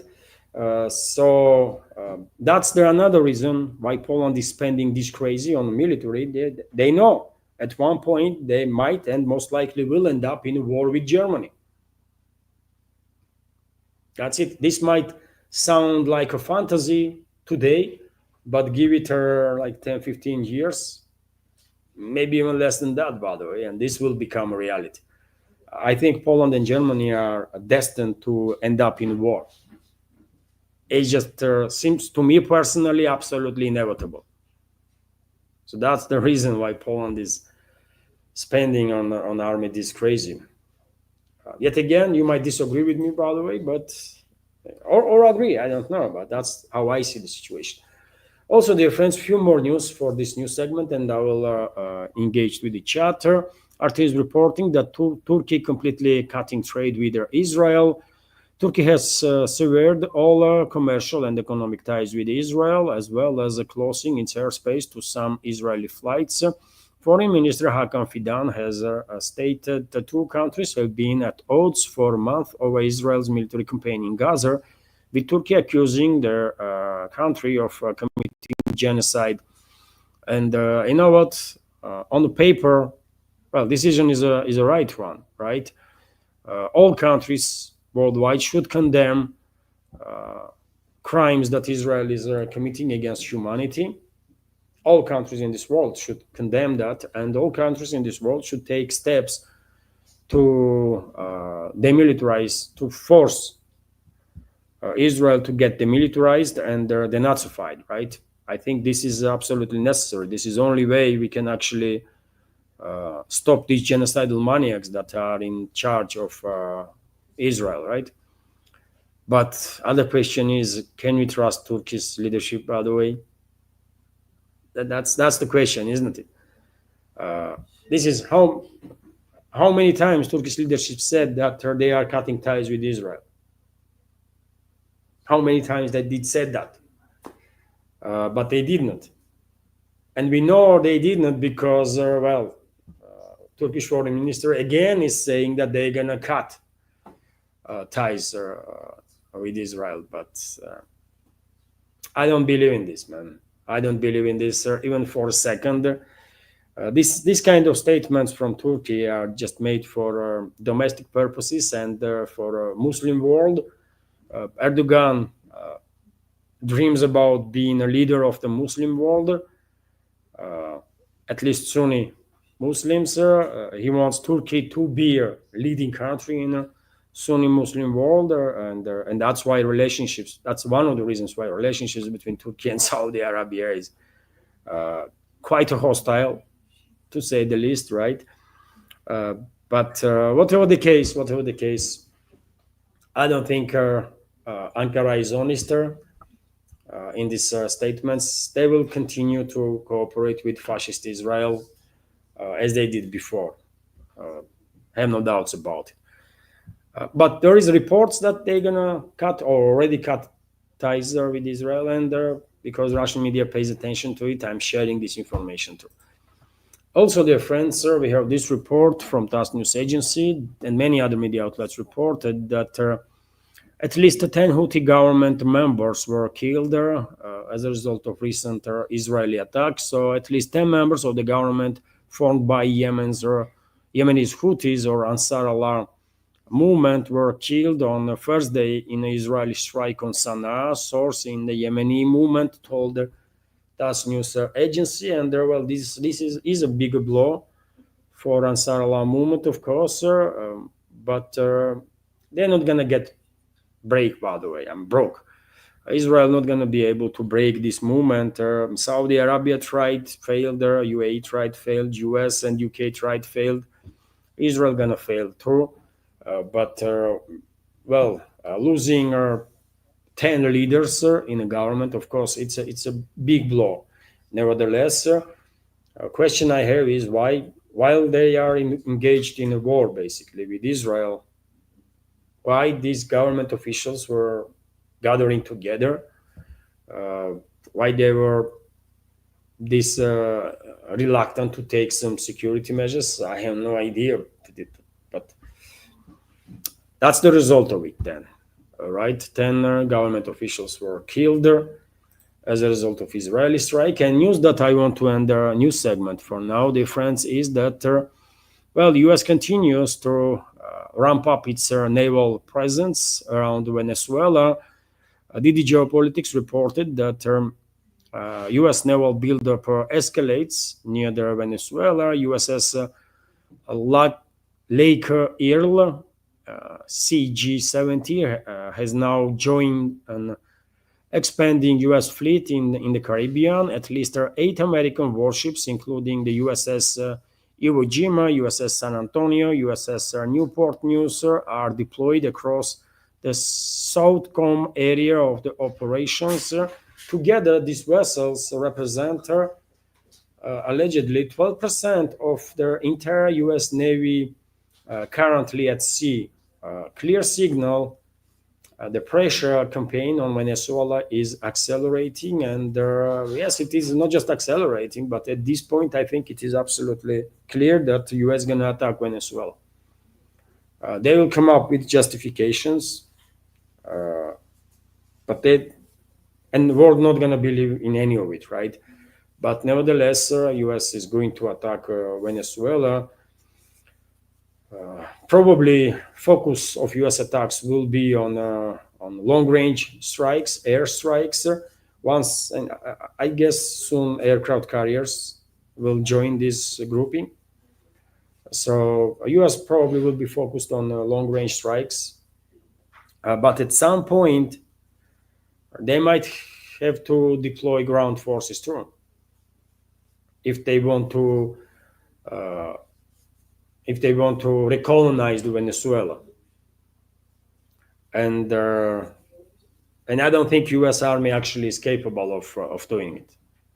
I really don't think U.S. If Venezuelan people will resist, despite whatever they take is about government of Venezuela, but if Venezuelan people will fight for independence of their countries, sir, if when the majority of Venezuelans don't want to see their country being recolonized, then in that case, if they're gonna fight, U.S.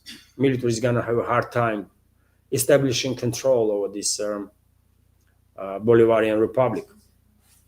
My personal take on the matter.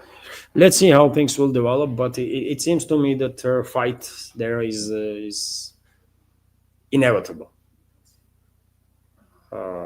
Let's see. By the way, let's see.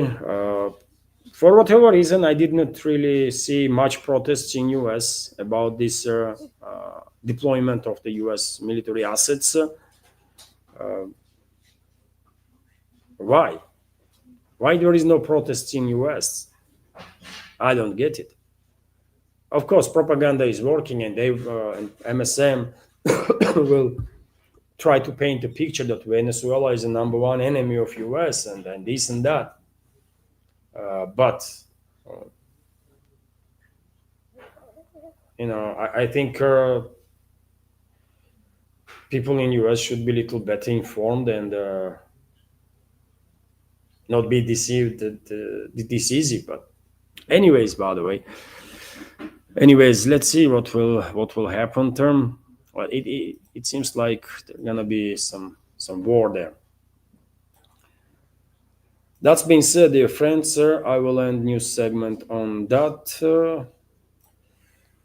And as I said, hopefully you did like the news segment, dear friends, sir. And if so, please like the video. Please click that like button. And in case you are watching this video, excuse me, after 3 months, please leave some commentary in the comment section. Too, this might help to reach wider audience. And well, now I will join community chat, dear friends. Today is a big community chat, traditional Sunday community chat and fundraising stream. For now, only one donation from through Rumble Super Chat. I will highlight donation right now, dear friends. Just a sec.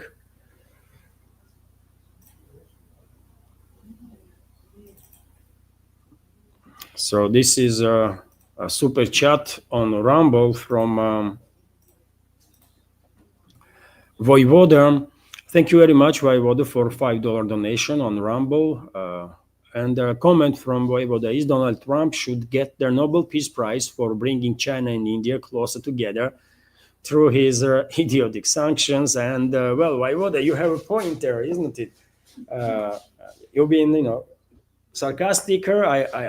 I appreciate the humor, and you are on point. I mean, if anything, yes. I mean, if anything, Trump should be given a peace prize for bringing closer India and China. That is a greater deal of development for emerging multipolar world. China and India are normalizing the relationships, so it's all good. Thank you very much, Voivoda, for your comment and for your donation on Rumble. Thank you. Ayn, was there anything on PayPal? Yesterday, late evening, there was from Patrick donation of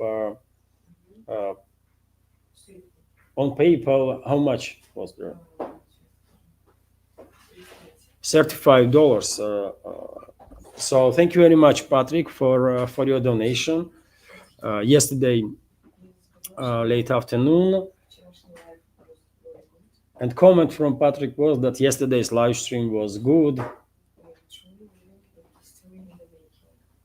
and Patrick highlighted that we are living in times when history is in making, which is true, by the way. We are living in historical times, that's for sure.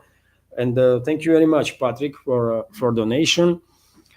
And let me now join the community chat. Dear friends, if you want to participate in this fundraising for next week, you can donate through super chat on Rumble, or Rant as it called there.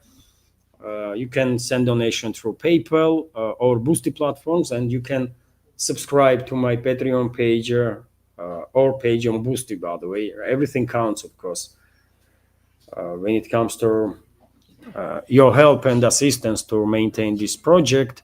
And I'm scrolling now, dear friends. I'm scrolling now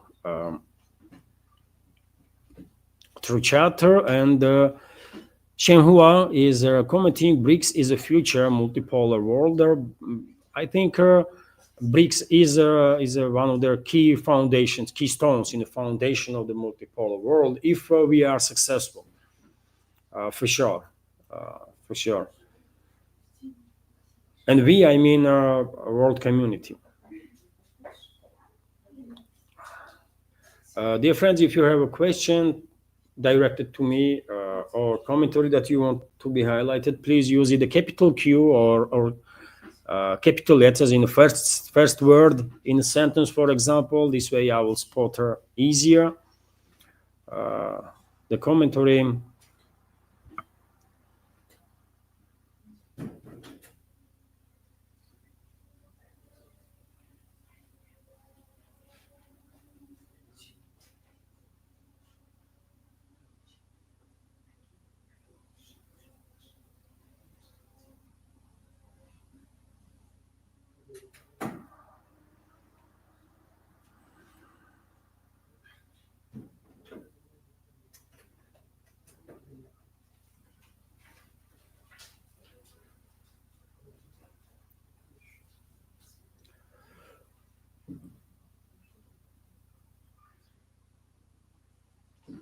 I'm scrolling, dear friends, through comment section to spot if there is any question to me.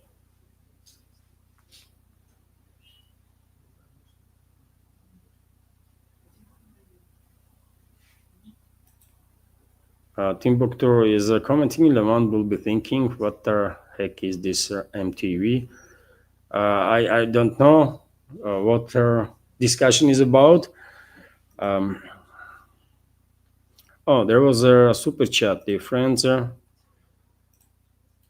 Right now, let me highlight the super chat on Rumble, or from Rumble. Just a sec, dear friends.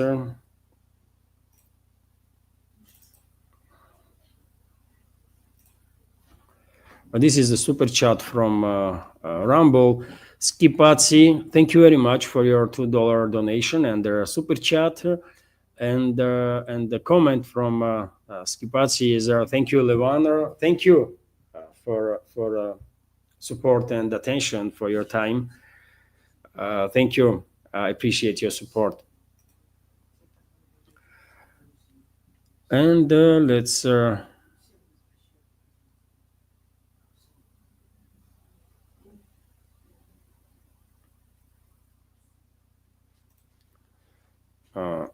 Nidish Kumar is commenting, Levan, it's not about victory. We are pissed at the third party getting involved in bilateral issues, which is placed during a Shimla agreement.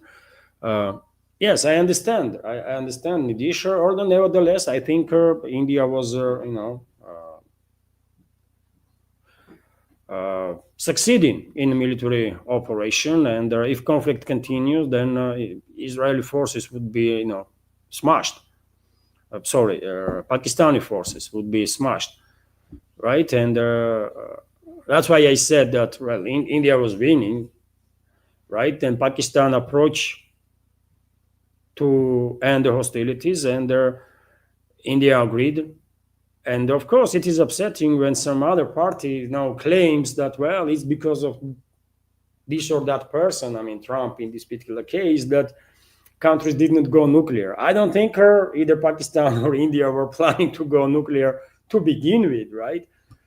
So India has every reason to be upset. And most importantly, if Trump, most importantly, in regards to current relationships between New Delhi and Washington, if Trump his policies based on his some impulses and emotions, that is truly extremely dangerous, isn't it?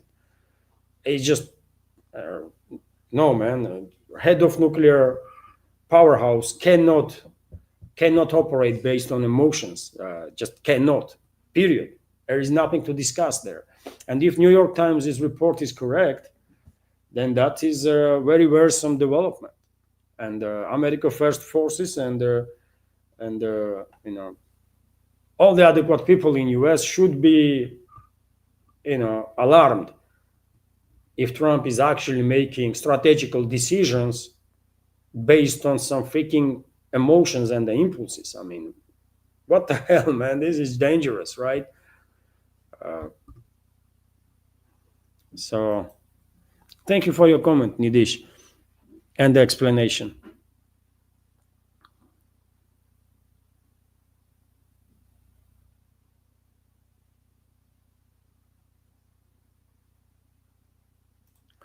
Uh, Svetlana Vladimirova is commenting, love of the country is an emotion. What is wrong with that? We are not robots. Well, nothing wrong to love the country.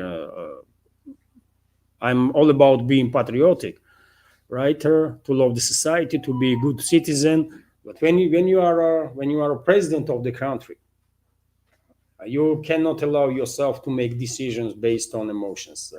If your comment is directed to me, Svetlana, that's my explanation. What I mean, decisions on in politics cannot and should not be based on any emotions whatsoever, especially when it comes to nuclear powerhouses as Russia, US, or China, or other nuclear countries. By the way, it's we cannot operate that way, right? There was a There is a donation on the PayPal right now, dear friends, from Douglas. As always, whenever there is donation through PayPal, I'm only saying first name. And Douglas donated $100 just now, and comment is gifter. Thank you very much, Douglas, for your generous donation and supporter. Truly grateful. Thank you very much. And right now, I believe there was another donation right at this second. I saw a window there. So, no? Maybe I misunderstood something, but. Oh, yes, there was. And dear friends, Shannon, thank you very much for your $15 donation. Truly grateful. Thank you very much. And comment from Shannon is a great show, Levan. Thank you very much, Shannon. Thank you. I appreciate your support. And let's continue, dear friends. Nidish Kumar is asking, Levan, do you think BRICS must stand behind the Indonesia government at its critical period? Yes. I mean, developments are in Indonesia. Maybe I'm wrong on that, Nidish. You are living in a region, and you know better than I do what's going on, right? But strangely enough, developments in Indonesia kind of resembles to me disturbances that we saw in Bangladesh before basically coup d'etat took place, right? Before regime change there. Maybe I'm mistaken on that. I don't know, but if same forces that were behind the unrest in Bangladesh are now behind the unrest in Indonesia, then that is too bad, because I think in Bangladesh, Pakistani and Chinese influencer or interference did play certain role, maybe crucial role, right? Not maybe, actually crucial role, rather, right? And Bangladesh is becoming a Pakistani proxy now. And Pakistan, as we know, by the way, is a very strange country. It's divided between US and China. It seems like Pakistani elites cannot come to their final conclusion which side they are, right? And they play both sides. So if same forces, and when I said Pakistan, I already mentioned, isn't it? There is Chinese involvement there, influence, and US influence, right? So if same forces now are behind this unrest in Indonesia, then a lot is too bad, because I just spoke in the beginning of new segment that Chinese leader and Indian leader met each other and spoke positively about future. And I hope China has nothing to do with it. By the way, I don't know about Pakistan. India and Pakistan are not in great terms, anyways, right? I hope China has nothing to do with it. What is your take, Nidish? Is there Chinese involvement in Indonesian unrest, or no? In any case, BRICS was actually, as far as I can tell, shifting towards the BRICS, right? They want to be a part of and play a key role among countries that are leading the charge when it comes to multipolarity. And we should get engaged and help Indonesia to stabilize the situation. I think so, yes. And Indonesia is a big player, by the way. Some people may don't know, but in the Muslim world, by the way, Indonesia is a most populated country. Over 200 million people. Probably Indonesian government itself does not know how many people live there, but from 2020 to 220 million to 280 million people, by the way, right? So it's a massive country with a massive population, and obviously with tremendous potential, right? So obviously we need Indonesia to be in our team, in team multipolarity, right? So yes, we should help. That's my answer. And hopefully China has nothing to do with it, by the way, because we know there are several places where Chinese foreign policy was a bit too aggressive, to India, because in number of areas there was some change of governments, and their new governments were not as friendly to India as before. So it's a very complex stuff, isn't it? Very complex stuff. So, but we should help Indonesia, of course. We need Indonesia in our team.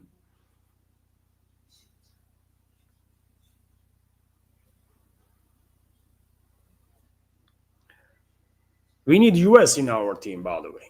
I mean, we need US in our team, and I think Russian leadership is on same page with me on that. I think Moscow clearly sees potential of bilateral relationships between Russia and US improving if America First Forces will actually be in charge there, right? If they will succeed, and therefore I think we have to help in whatever ways we can. By the way, I don't know how we can help American patriots, America First people, but it is in the best interests of humanity, by the way, if they will succeed, American patriots. I think so, because they will be focused on US. US will become a republic again in that case, and the US actually can and most likely will join multipolar world, because we need that. I mean, Russia, as I said in previous updates, Russia, US, and India, a number of other countries, by the way, can be the guarantee that in 20, 30 years, when China is going to become like 10 times more powerful than it is now, to make sure that China government, whichever government will be there, right, gonna be in check, right, and not gonna behave irresponsibly. So you see what I'm talking about in terms of longer stability in this world and peace. We need major countries to cooperate, right? Major forces. All countries are important, of course, but some countries just have more power than others, objectively speaking, right? And we need all powerful countries to be allied, right, in this multipolar world, to keep peace, basically, and keep and make sure that no one side gonna become a dominant force.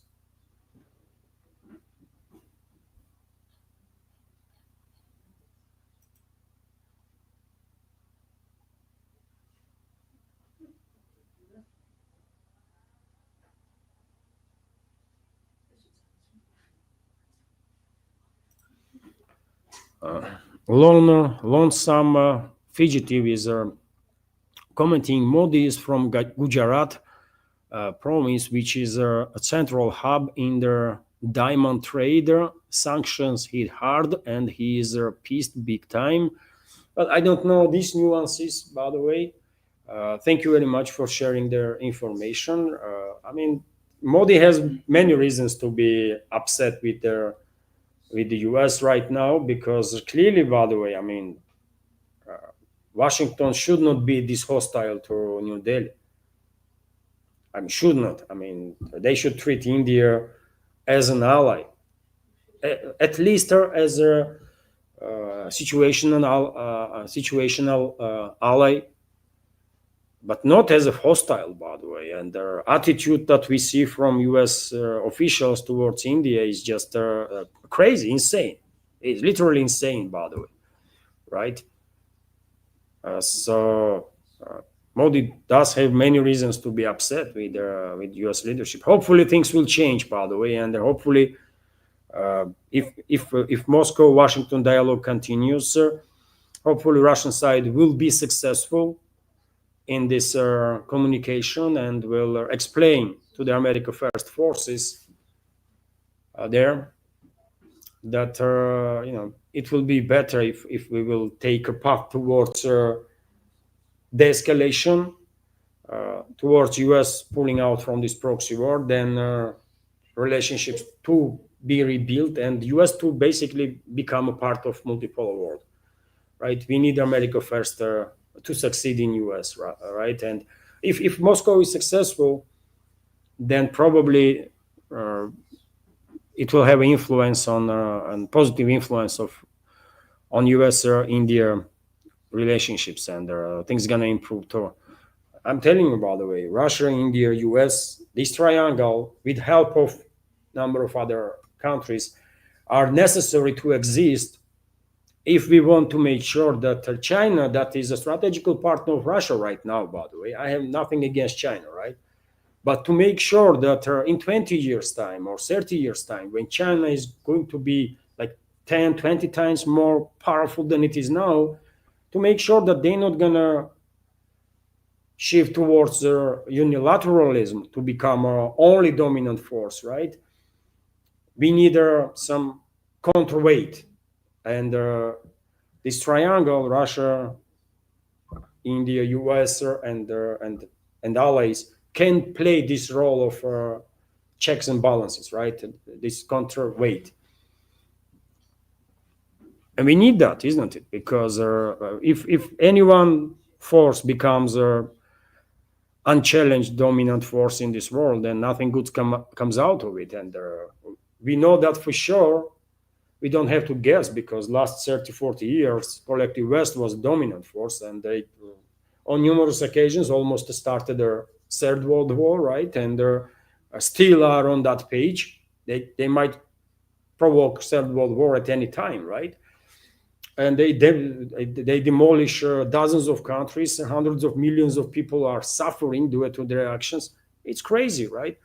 So we cannot allow this nonsense to happen again. We need multipolarity for that reason, right? It should be more just, by the way.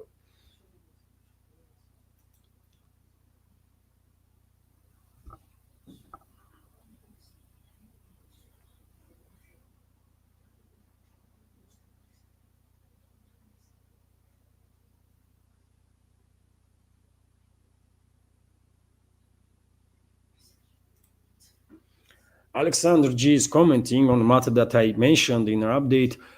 Trump has not appeared publicly since Tuesday, so there is rumors about his health.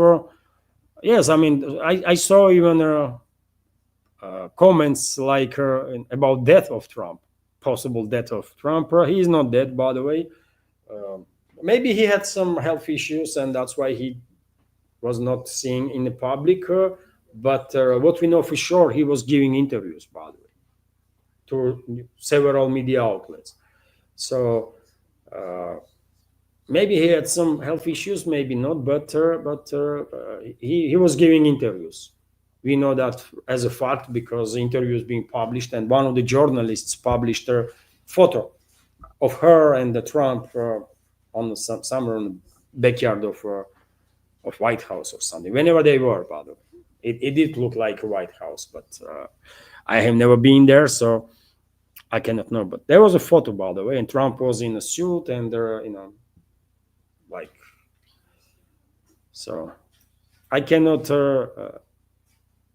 deny nothing. I don't know, but it is fact that he was not seen in the public for quite a few days now.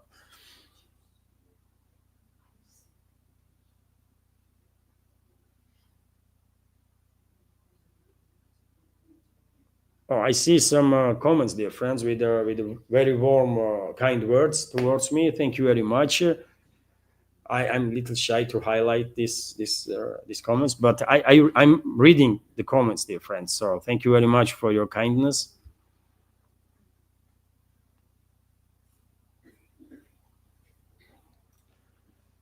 David King is commenting, Levan, USA's empire will never give up its vassals they control. US is our empire right now.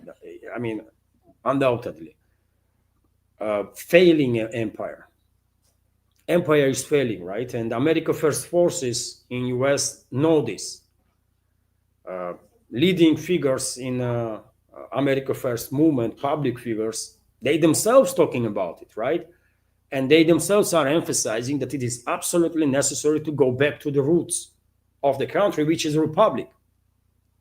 And that's why I'm saying if these forces, by the way, if US patriots succeed, and they're going to have a very hard fight, by the way, it's not going to be easy for them, because can you imagine the forces that they are up against?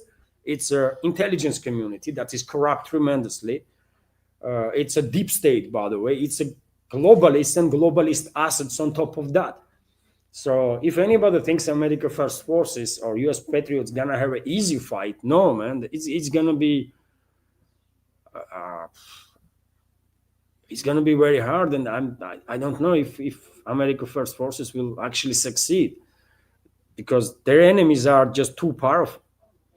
But if they will succeed, that will give a chance, right, to US to transform into a republic again, right, and to become a part of multipolar world, by the way. And we need that, right? We actually need that. And if America First succeeds, then they would not need their colonies, right? They will still have certain influence here and there, because no matter what, US gonna be one of the leading economies in this world for a while, right? Because after all, US economy is still based on GDP number one, but based on PPP, purchasing power parity, US economy is behind China now, right? But based on GDP, it's still number one economy and will be among top economies in this world for decades to come. So of course, US will have influence, even if in other countries, but if America First succeeds and US transforms back to republic, I don't think they would need any freaking colonies anywhere, right? They will have influence anyways. you know, political class will in other countries will take in account position of US, right? But most importantly, by the way, most importantly, if US is a republic again and a part of multipolar world, then we will have a check in place for China. Because yet again, I mean, China is a Russian ally right now, isn't it? We are strategical partners. China is improving relationships with India, at least it seems like. But to do a thought experiment and try to look into future in 20 years from now, 30 years from now, 40 years from now. I mean, if humanity will manage to avoid extinction level event or World War III, hot phase of World War III, then China is going to be like truly 10 times more powerful or 20 times more powerful than now, right? And who knows what kind of leadership they will have at that point. So we need some balance, isn't it? China and India, that's main reason, not that's one of the main reasons why I was always saying that Russia and China, Russia and India are destined to be strategical partners forever to balance out, to try and balance out China, by the way, to make sure that China not gonna, in 20, 30 years or whatever, not gonna act irresponsibly, right, due to its power. But it's gonna be hard for Russia and China alone and with some smaller countries. But if US will join the alliance, right, multipolar world, then we can have a better chances for success to make sure that this unilateral rule of one particular force not gonna happen again, because it will ruin, right, this world. So therefore, yes, US is empire now, but there is a chances, right? There is a chances that if we, if we as a humanity will use the chances, then we might actually be better off, all of us. And after all, US was created as a republic, not as an empire, right? Or enforcer, by the way, in hands of all sorts of influential groups. Thank you, David, for your comment.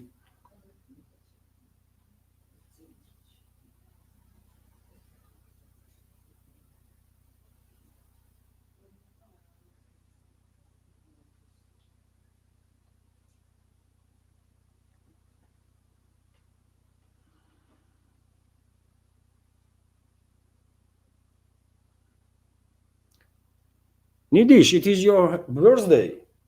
Wow, happy birthday, Nidish. All the best. All the best. I just read now comment from Michael Kennedy. Hello, Michael. Happy birthday, Nidish. So, yes, happy birthday. Congratulations from all of us.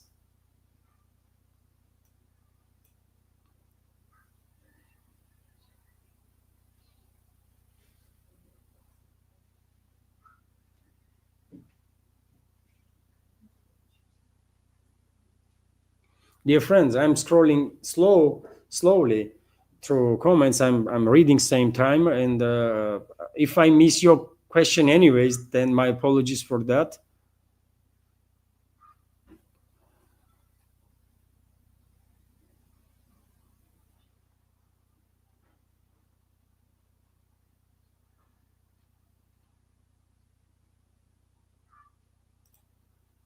Alexandria Black is commenting the war after cauldrons. I guess you are commenting on developments on the battlefield, and it is at any given point. By the way, there is at least 2 or 3 cauldrons that Russian troops are creating and encircling their enemy forces. It's a constant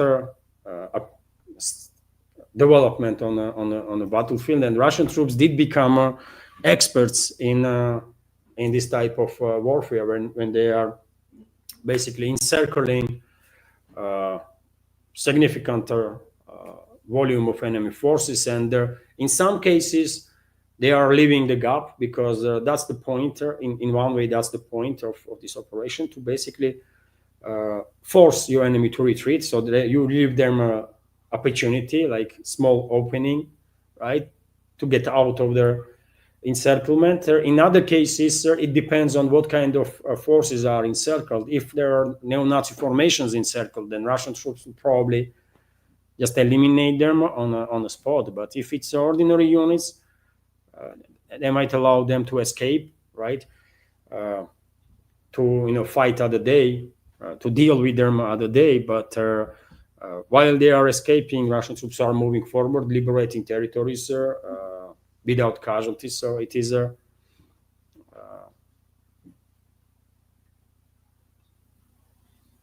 functional tactics on the ground.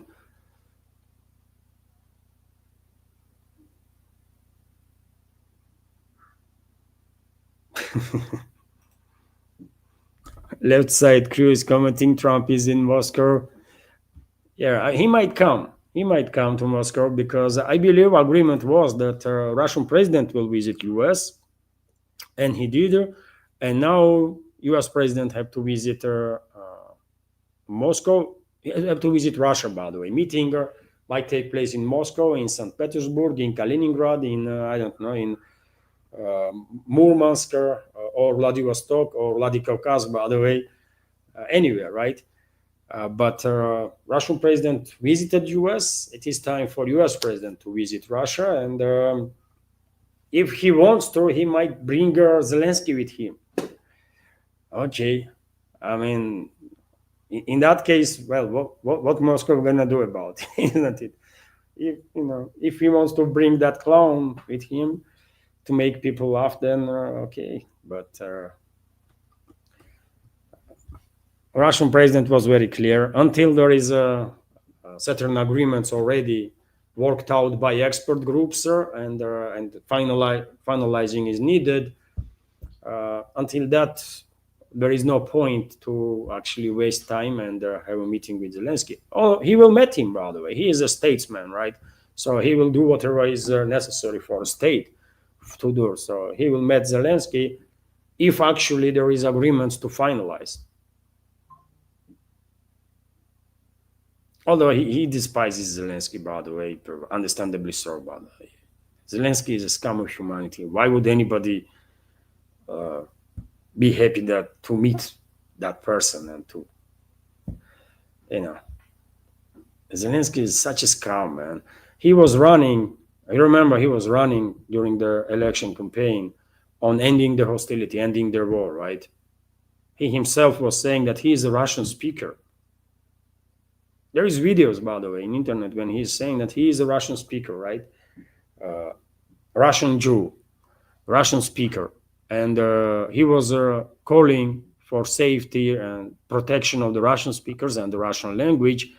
And then he became a president, and people voted for him, by the way, based on that promise that there will be no more hostilities towards Russian speakers, towards the Russian language, towards Orthodox Christianity.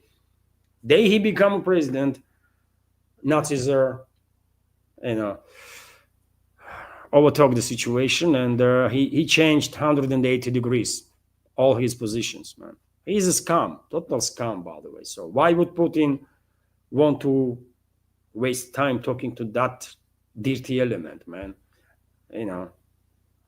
But yet again, he's a statesman. So if it's needed to be done, he will do it, right? But first of all, agreements have to be reached by experts for that.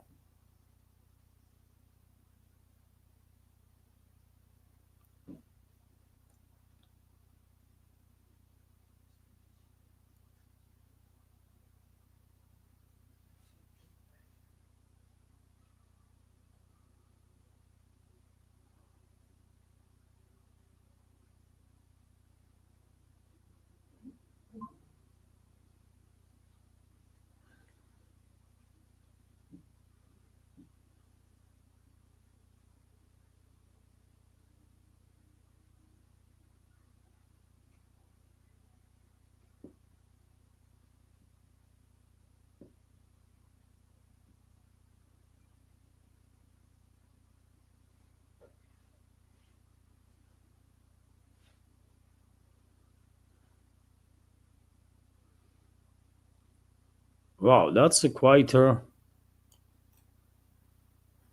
quite impressive comment there uh, from from ultimately. Am I reading correct?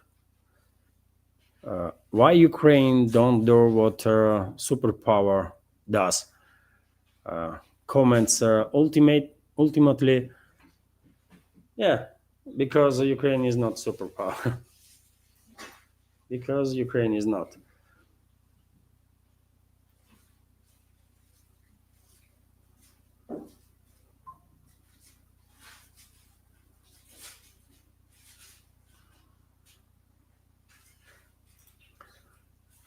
Lynn Thomason is commenting. Good morning, Levan. Good morning, good day. Uh, Thanks for this update. Have a great day. Thank you very much for your kind words. Thank you. And many thanks to all of you, dear friends, for your time this Sunday, for your attention and support. Truly grateful. And you see yesterday's update, dear friends. Even though it was a late update, I started at 4, isn't it? Yesterday's live stream had over 4,000 views, so it was quite a successful one in this regards. And I wonder if timing was just more, if timing play main role there, right? Maybe time was this 4 o'clock was more convenient for more members of our community to join the stream or to then watch it after the stream. I don't know, but despite my channel being in shadow ban and suppressed big time by, especially on YouTube, by the way, yesterday's live stream did manage to reach wider audience than it usually happens. And yet again, dear friends, these numbers are coming from YouTube, right? And I have no reason to trust YouTube numbers. So if someday Elon Musk or somebody else will buy YouTube and does the same reforms as it was done in Twitter, we might find out that these numbers were all manipulated. I'm quite sure this is the case. I don't believe in YouTube numbers, but I have a screenshot, I believe. I had at least a screenshot when I heard there like 600 likes, by the way, or something, and YouTube was showing me 500 views on a video. There was a glitch in algorithm, right? They're constantly making this algorithm more and more aggressive, and time to time, algorithm probably losing understanding what to do, how to manipulate with their channels, and they give me such a situation when they were showing me 500 views and 600 likes. I mean, how how that is even possible? But that's a YouTube, man. I hope some decent human being will buy this platform and make it normal again.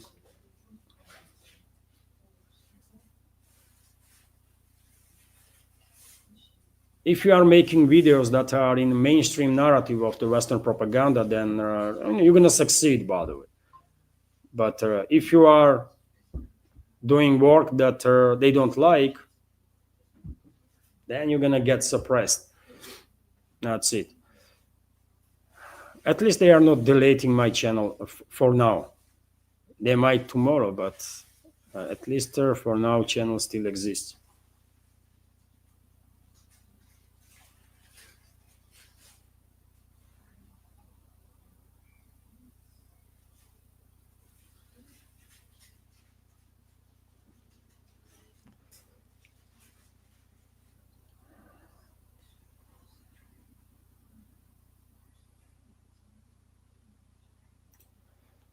Nidish Kumar is commenting, Levan, BRICS, Asian, African Union, and Latin American Union are must for a multipolar world. Yes, of course, Nidish. Of course, I was always saying that BRICS, even though I'm a bit disappointed that countries that are leading the charge towards the multipolarity did not provide Russia until now military assistance. and it's upsetting, by the way, right? Even if Moscow didn't ask, they should provide assistance nevertheless, right?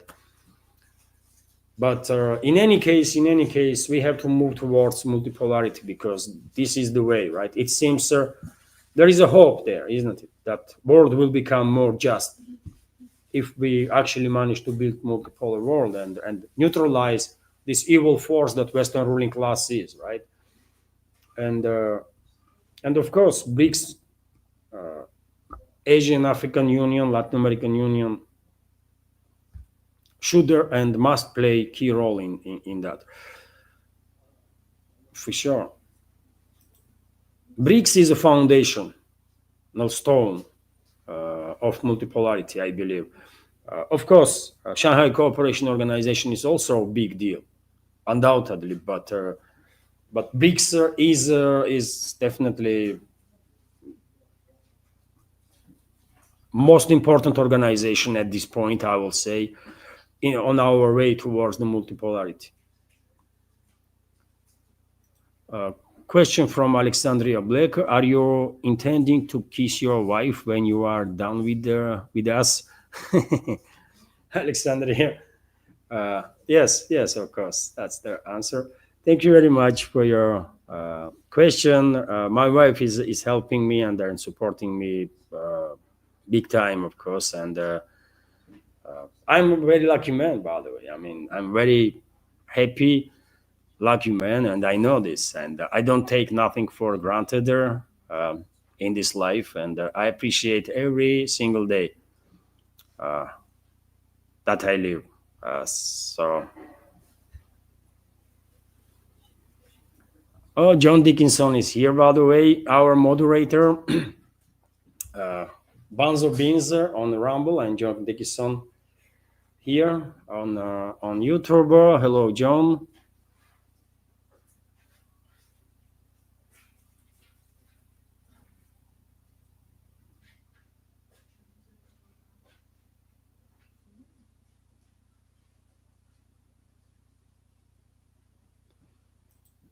Ань, can you check Boosty, please? Or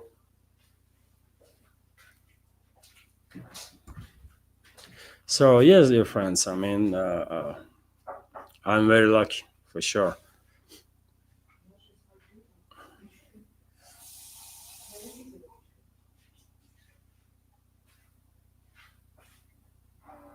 Once again, dear friends, I see your comments with the kind words, and I'm truly grateful for your kindness. Thank you all.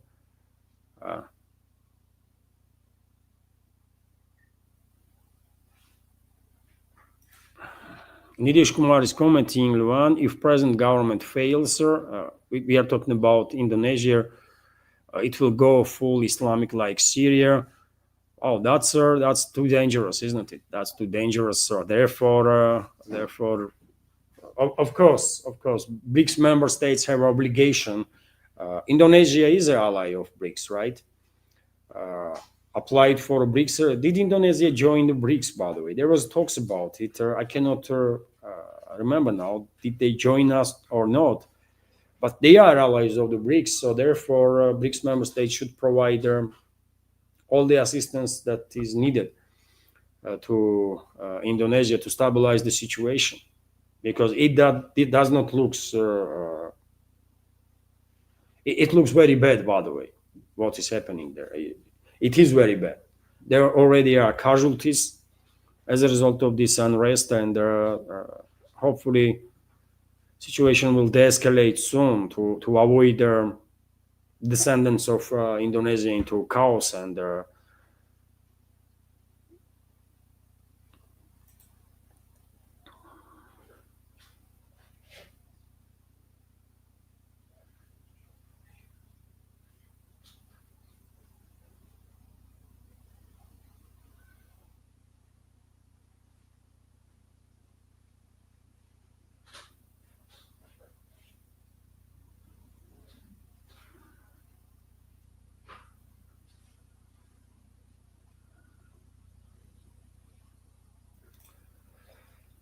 Aziz is commenting, Levan, I love you, my brother, but you really need to face the reality. US has always been like this and will never change ever. Well, I mean, it is difficult to uh, argue with you, Aziz, because of reputation of US, right?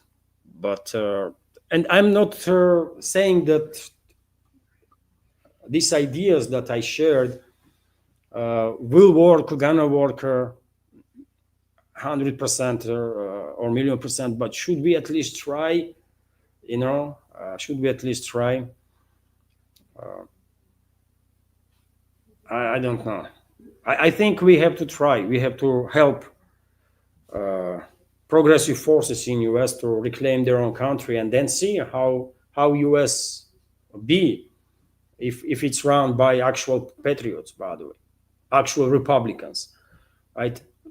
We cannot judge based on US that we have seen in our lifetimes, because at least since the death of Kennedy, US was not run by patriots, actual patriots, by the way. US was run by all sorts of influential forces, but not by America First people.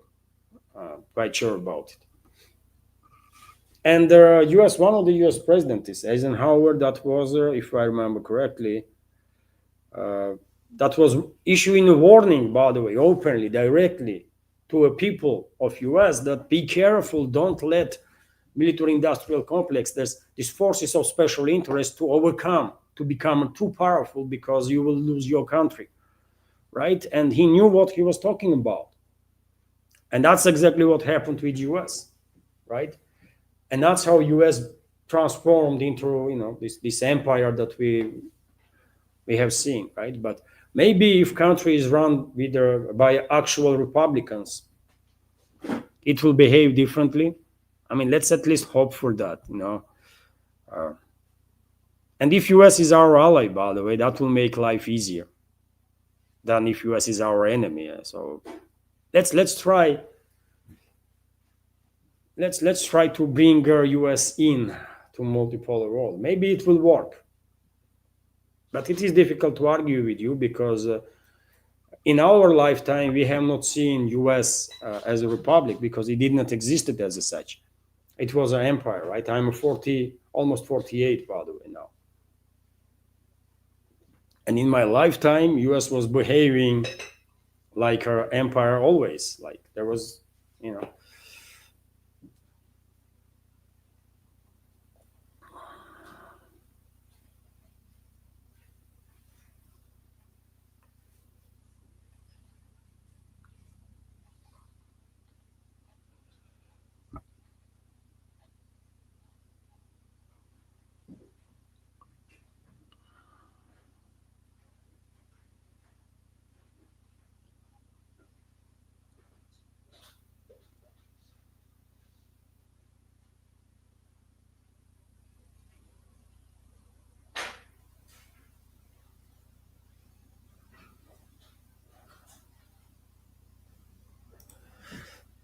Sandra Xavier is commenting, Levan. I see you can't let go of the idea that BRICS did not help militarily.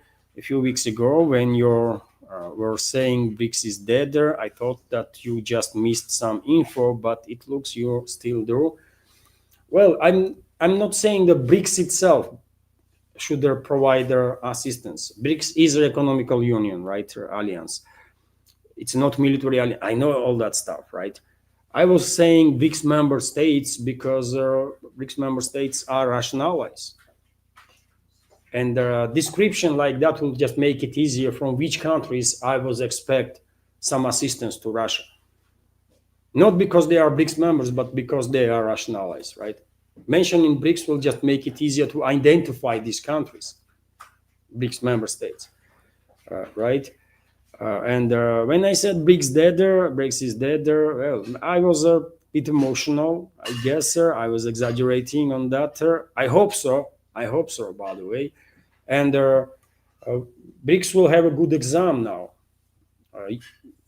India is under attack from the West, and if BRICS will stand with India, then we can say that no, BRICS is actually functioning, right? BRICS is life and well. And for now at least, we have quite indicators to believe that BRICS will stand with India, right?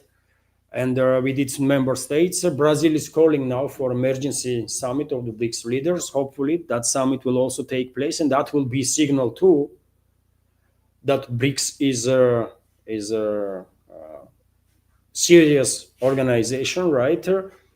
And so, you know,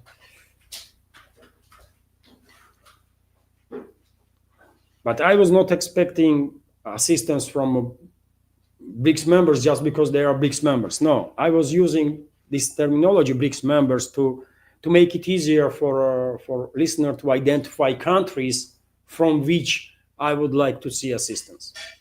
And they are BRICS members, first of all, right? So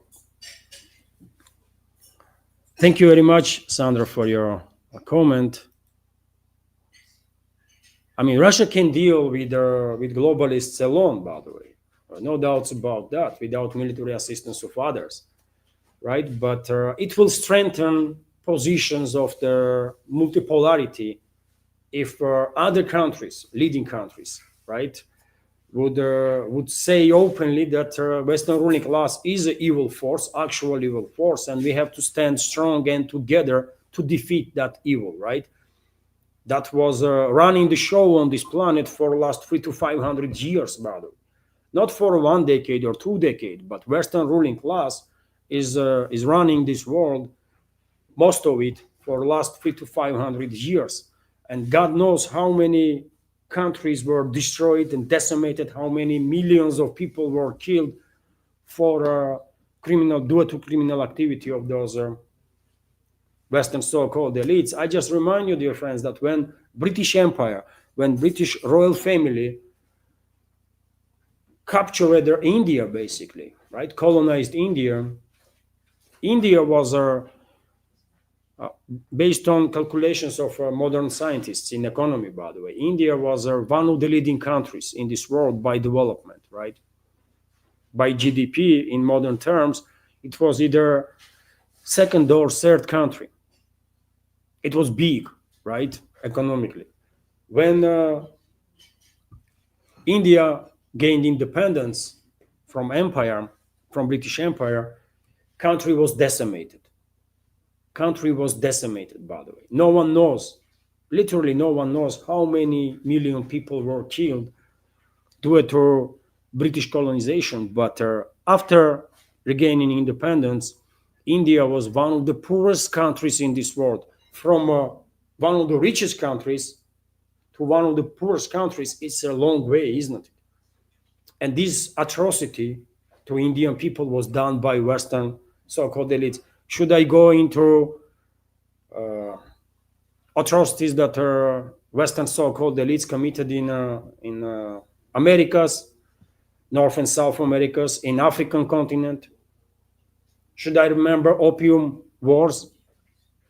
What about First World War, Second World War? Was that Western so-called elites too?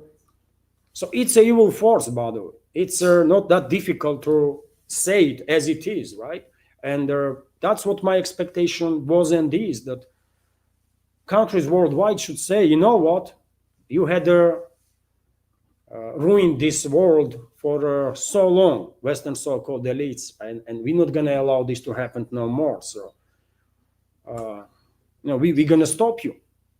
That's what I expect, by the way. This message is more important even than military assistance, because militarily we can deal with our enemies, right?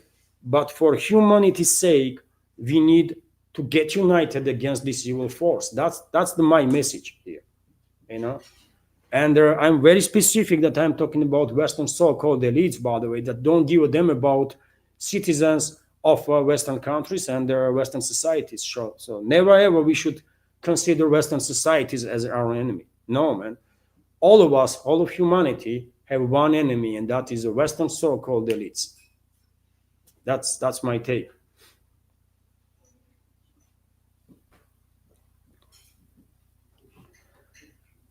And dear friends, that's about it, I guess, for today's live stream. Thank you very much for your time, for your attention, for your support. Have a wonderful day. Have a wonderful day, and take care. I see you tomorrow. And John, thank you very much for helping with moderation on Rumble and YouTube. Thank you very much, dear friends. Bye for now, and take care.